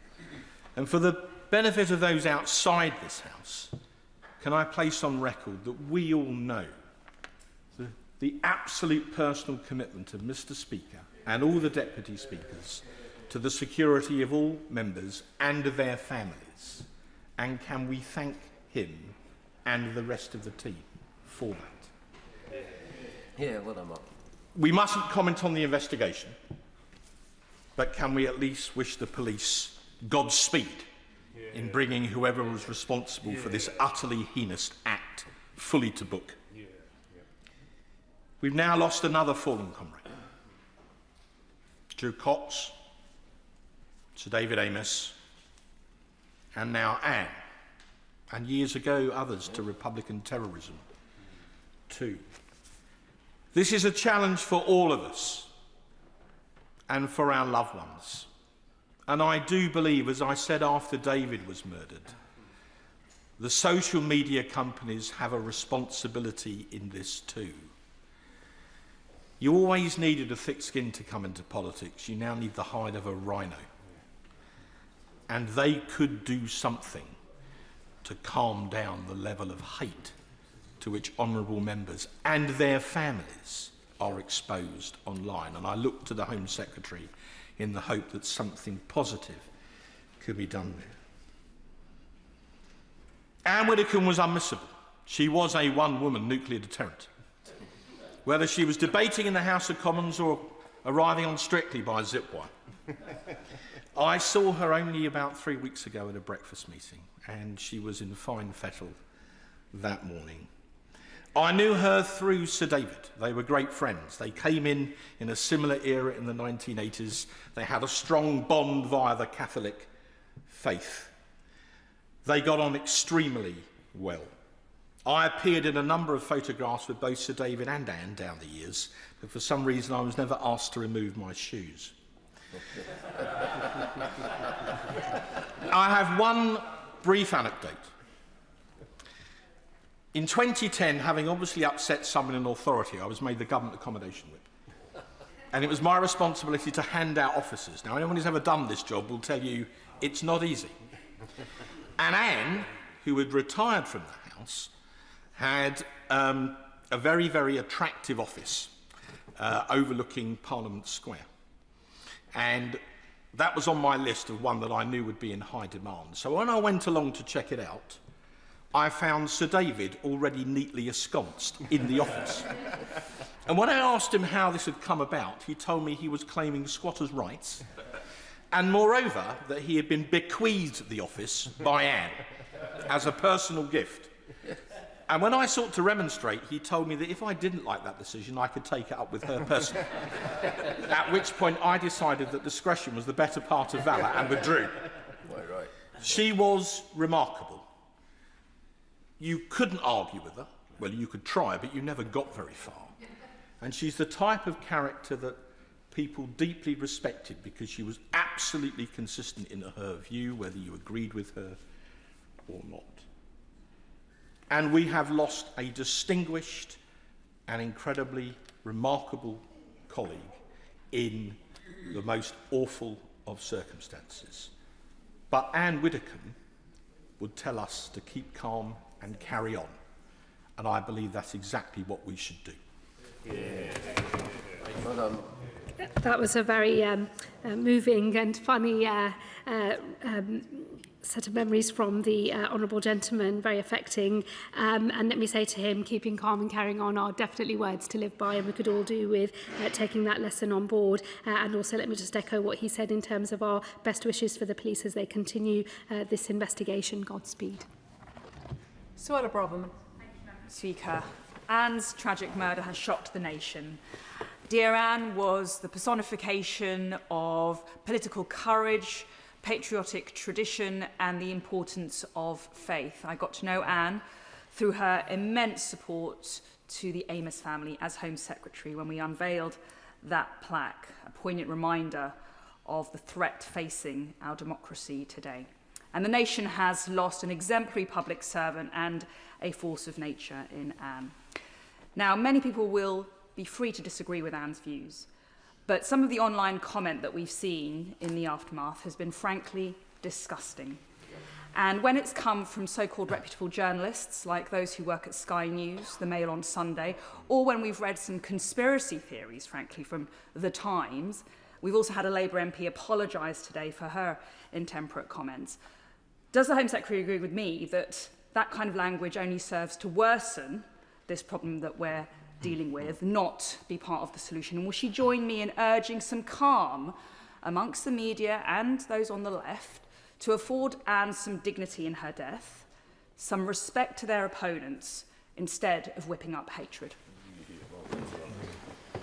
Well, let me say to the Honourable Lady, I have seen some, not all of the comments that she's referred to, but I have seen some of them and they were deplorable and completely unacceptable. I know an apology has been made in relation to one set of comments that was made on, I believe, on Sky News. I know that others have reacted with horror and anger at comments that were designed to denigrate Anne's political views and to deny her dignity in death. And let me say, I share with her an absolute revulsion to that behaviour towards an elderly woman who has lost her life in very distressing and deeply tragic circumstances. It has no place in our politics or in our national life, and I hope, and I know, in fact, that all members of this House will agree with that. And I would urge all, on every part of the political spectrum, wherever they may sit, to exercise calm and careful judgment before we hit the send button on a social media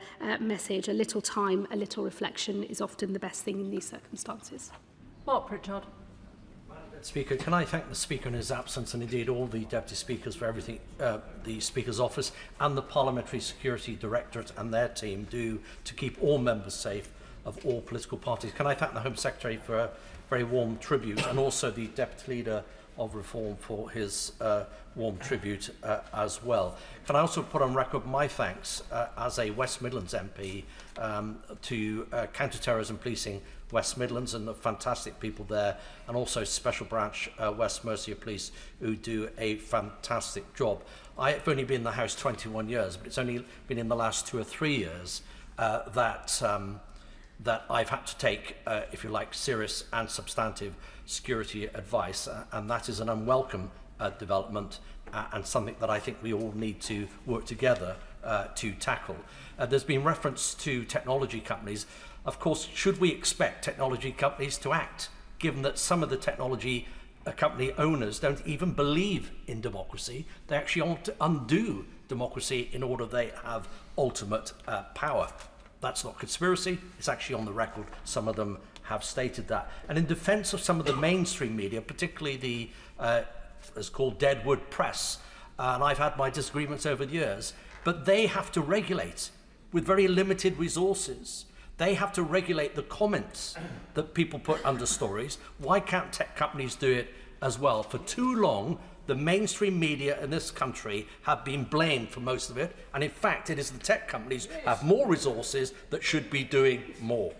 And if I may, on a lighter note, I just want to give a couple of stories, if I may, from Anne's life. I knew Anne before I entered the House. We spent 5 years together as members of Parliament, but I knew her before that as well. 2 stories. One, I remember when there was a move to stop the first ever Catholic ambassador being appointed to the Holy See, the British Embassy and the Holy See. And Anne and I and David Amos and others worked to overturn that. And I was the only Anglican in the village. To paraphrase a Times diarist, the middle wicket Anglican at that, a very poor one. Not literally poor, but well, actually both. But anyway, as the only Anglican in the village, I felt it was completely wrong, this discrimination against Catholics being appointed to the Vatican.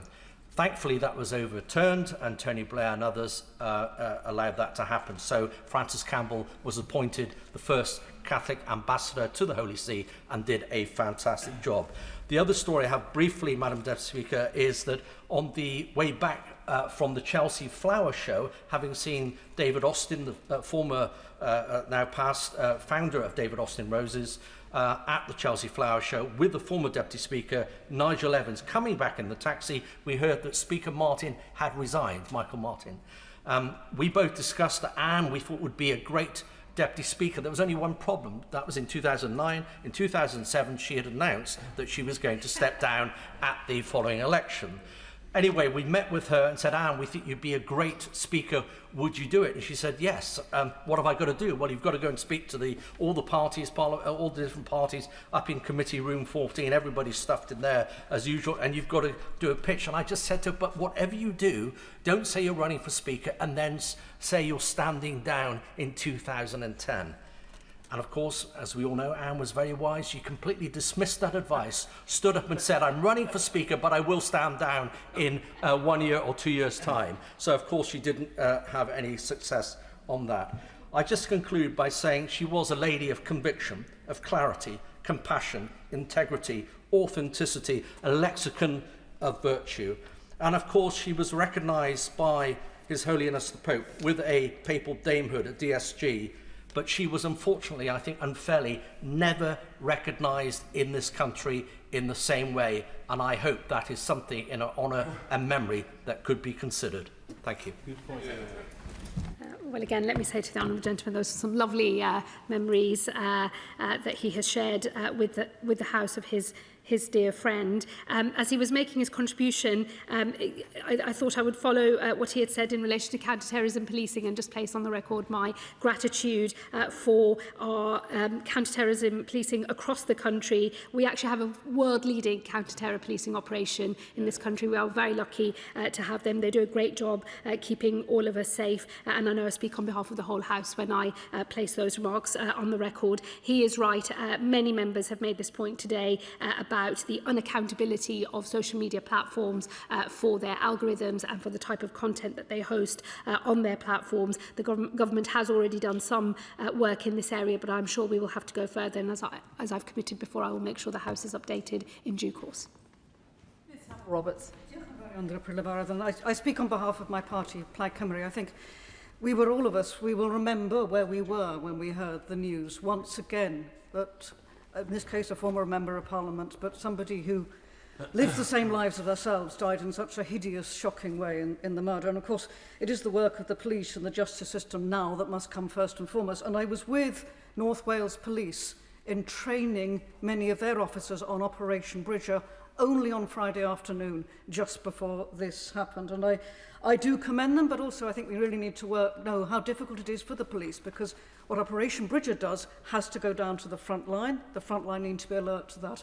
And I must also mention the importance of Operation Ford for Senedd members in Wales, other national parliaments elsewhere, and also for councillors, because the ability of elected representatives, all of us, to do our job by being available to meet constituents and speak directly to them is precious. We need to be alert to keeping that. The trust that goes with being able to meet people is precious. So does she agree with me that we're not just talking about protection for ourselves for this year, for a few years to come? What we're doing here, what we're endeavouring to do here, is to safeguard the values of democratic debate over violence into the future.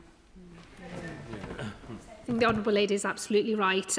When I was first elected in 2010, I used to run open, first come, first served advice surgery, and now that is no longer possible. And in the last few years, I've had to change, still offer advice surgeries, but on very different terms to when I first became a Member of Parliament. And it's a huge change, actually, and it's entirely as a result of what happened to Joe Cox and to Sir David Amess. And it's a tragedy because it does change the way that you relate to your constituents. It is a very precious thing that we must protect, that connection between members of Parliament and those that they represent, between councillors and those that they represent as well. That is the work that the government and the Parliamentary Security Department, Mr Speaker, and all of his team here in the House are determined to see through, to make sure that even if there are some changes in the way we relate to our constituents, that we are still able to do so on terms that we would all recognise as good old British democracy at its best.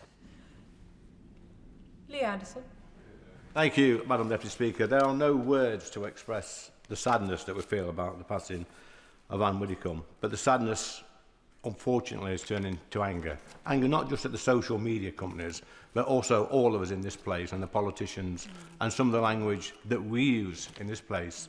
And Reform UK MPs have been labelled as racist, as Nazis, as bigots by people serving in this place, and that undoubtedly increases the risk of attacks on politicians on this side. But is the Home Secretary aware of any increased risk to Reform UK MPs? Let me say to the honourable gentleman, I think that it is important that all members of the House are careful and calm in the way that we describe other members of this House and the work done by other members in this House. I think that we have to imagine how we would feel if we were on the receiving end of that and try to treat others the way we wish to be treated ourselves. And I would certainly want to make sure that I say from this dispatch box for myself and for the government that any abuse or harassment of members of Parliament to other members of Parliament is unacceptable as well. We should all moderate our language. We also have to get the right balance in this place between fierce and contested political debate, which happens on both the right and the left of the spectrum, and then also making sure that we don't slip into behaviours that increase threat to any of our colleagues. It is a difficult balance sometimes to strike in the heat of the moment, in the heat of a very polarised debate, but we still have a responsibility to show our best selves at work, as it were, and I would always caution all members, before you say anything quickly, just take a minute to reflect and then think about what you're about to say. Let me say to him on specific threat, no, I am not aware. He knows that I wouldn't ever comment on threats because, or indeed arrangements that are in place for any member or indeed others in public life, only because to comment starts to affect the integrity of the overall system. But I will make sure, as I've said, that in relation to the leader of Reform UK, that he's offered a meeting with the independent chair of RAVEC to discuss specific issues relating to risk assessment. And if there are any other matters in relation to risk assessment, I know that the police are monitoring that very carefully and will discuss with all political parties in this House any additional changes that they might wish to make. Robert Jenrick. Can I join colleagues across the House in paying tribute to Anne, a woman who was brave, principled, kind and generous. I, like many others, will miss her enormously, even though on my first morning as a Member of Parliament, when I was the youngest MP, I met her in Westminster Hall and she asked me, am I here on work experience? I think I've eventually shed my MP nappies. The Home Secretary is the ultimate arbiter of what happened in the Home Office. She isn't powerless and no one would pretend so.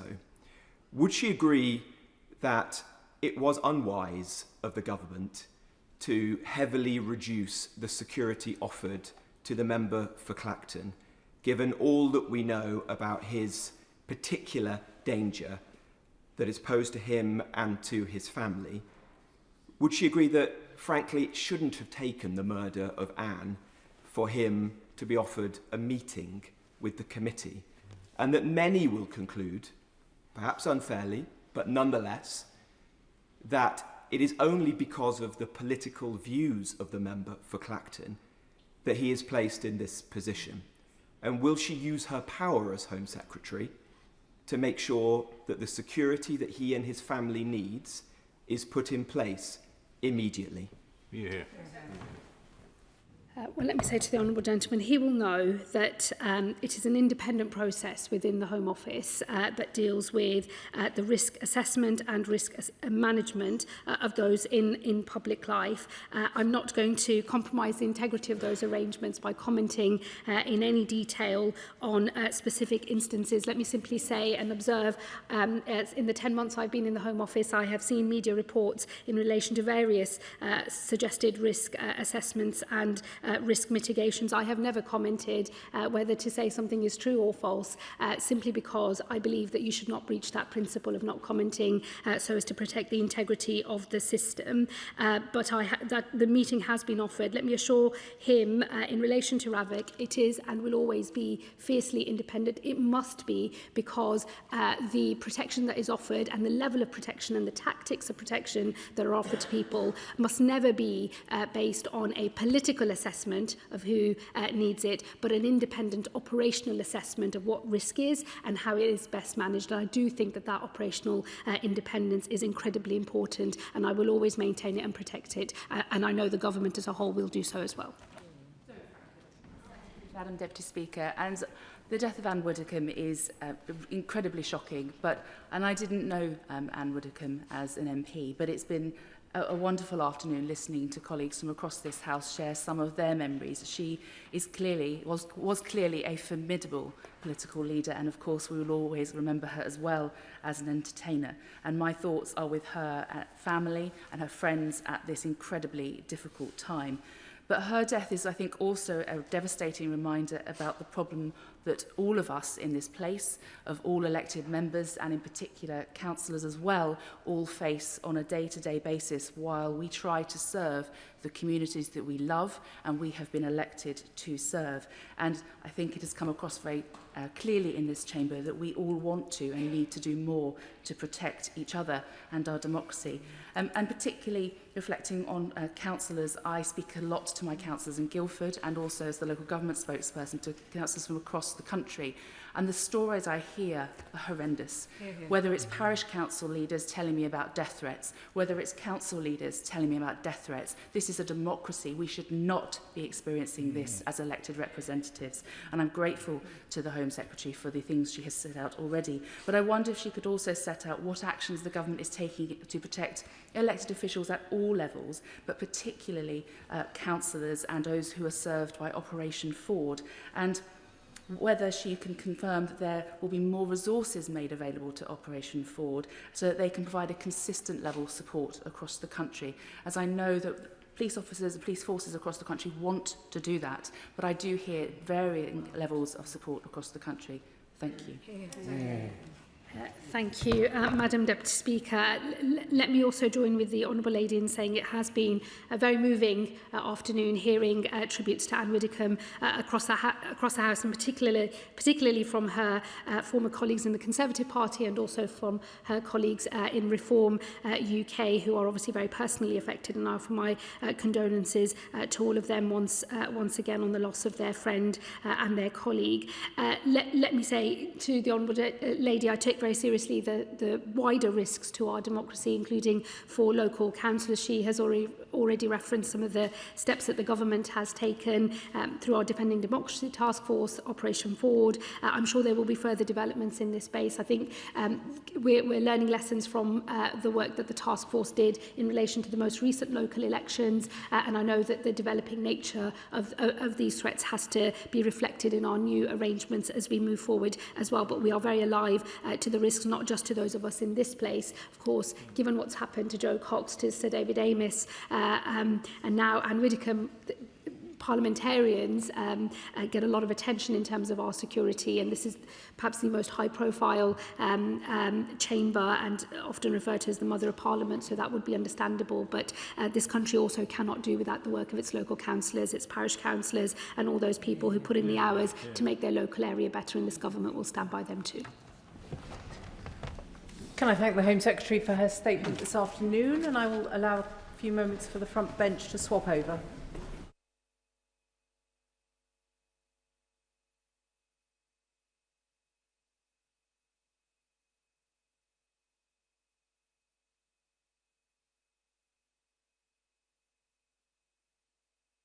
brings us to a statement on the State of Nature and Climate 2026.